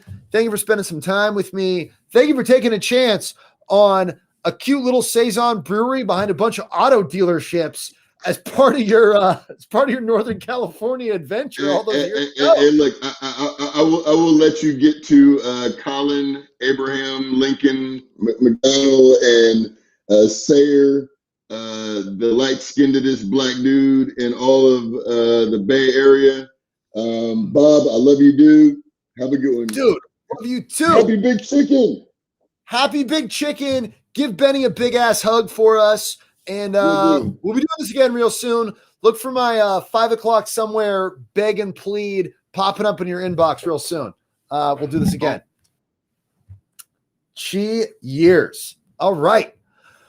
Well, what fun it has been. What fun it shall continue to be. Hopefully everybody's still got some beers left over to enjoy on Valentine's Day. These dudes are pouring out some Big Chicken. I've made it all the way through. I'm ready for some Big Chicken as well, because if I get a little trash, that's okay. I'll be off the clock.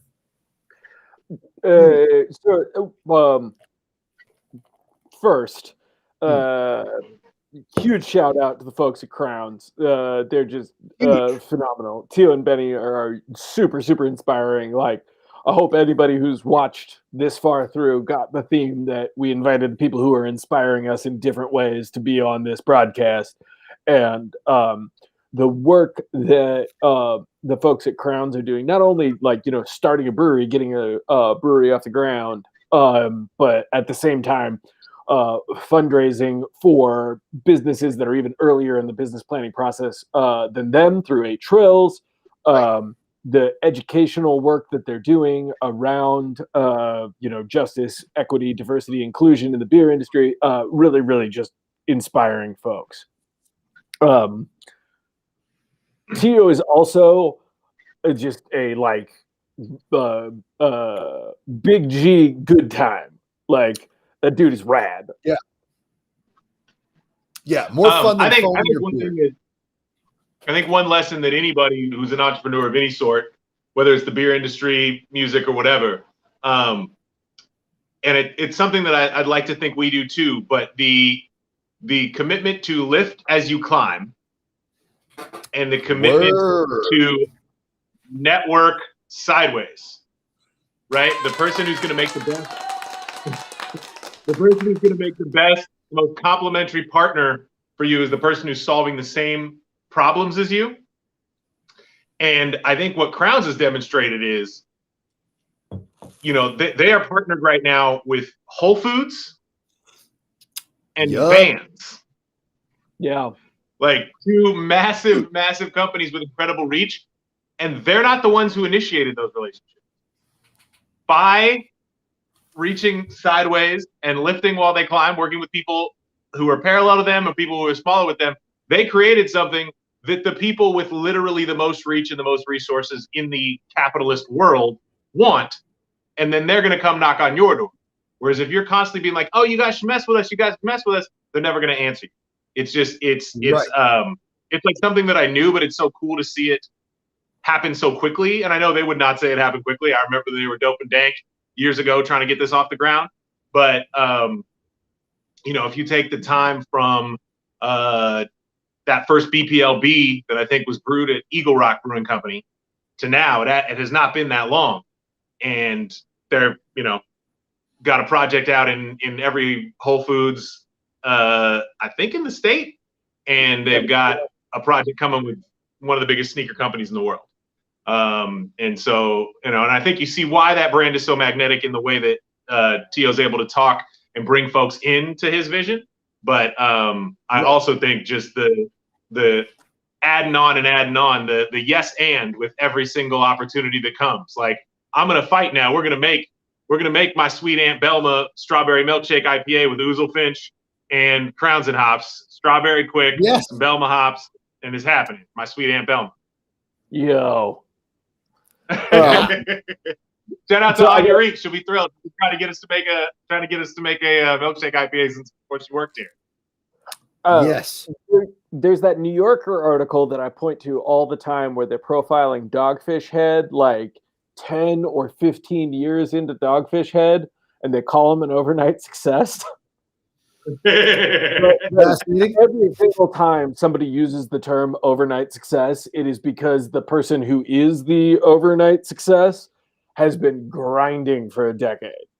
And Tio and Benny are exactly that. Just, before there was Dope and Dank, they were grinding in the beer industry, putting on promotional events. They were doing cool things. When they were Dope and Dank, they were doing that shit. Then evolving into Crowns and Hops, now in making beer, and hopefully this year opening their own location. They're just progressively grinding, and that's not overnight. That's real long commitment and impressive hustle. Yeah, that is indeed definitely true. we have had our delightful viewers here for 4 hours and 15 minutes. Yeah, yeah. Might I suggest we raise a glass of Big Chicken to everyone who's watching right now, to everybody on the team who made this happen, an incredibly special cheersing of the glass to Fridge, who has been the magician Yes. behind the curtain this whole time, keeping this whole thing moving, keeping us all looking slick, letting Tio roast me for my mustache. Really, really particularly grateful to Fridge and to the whole team for what they do for Big Chicken every year, and to everybody who bought Big Chicken and got to drink along with us. Huge. Cheers to everyone. Clink, clink, clank. That is a very accessible 10% beer. Mm-hmm. Needs more smoke, but it's pretty good. Bob Wagner on brand to the end. Oh, yeah. Awesome. Well, thank you to everyone who watched. We really, really appreciate you. And we'll do something like this again, but hopefully next Big Chicken Day, we do this with you in the same space.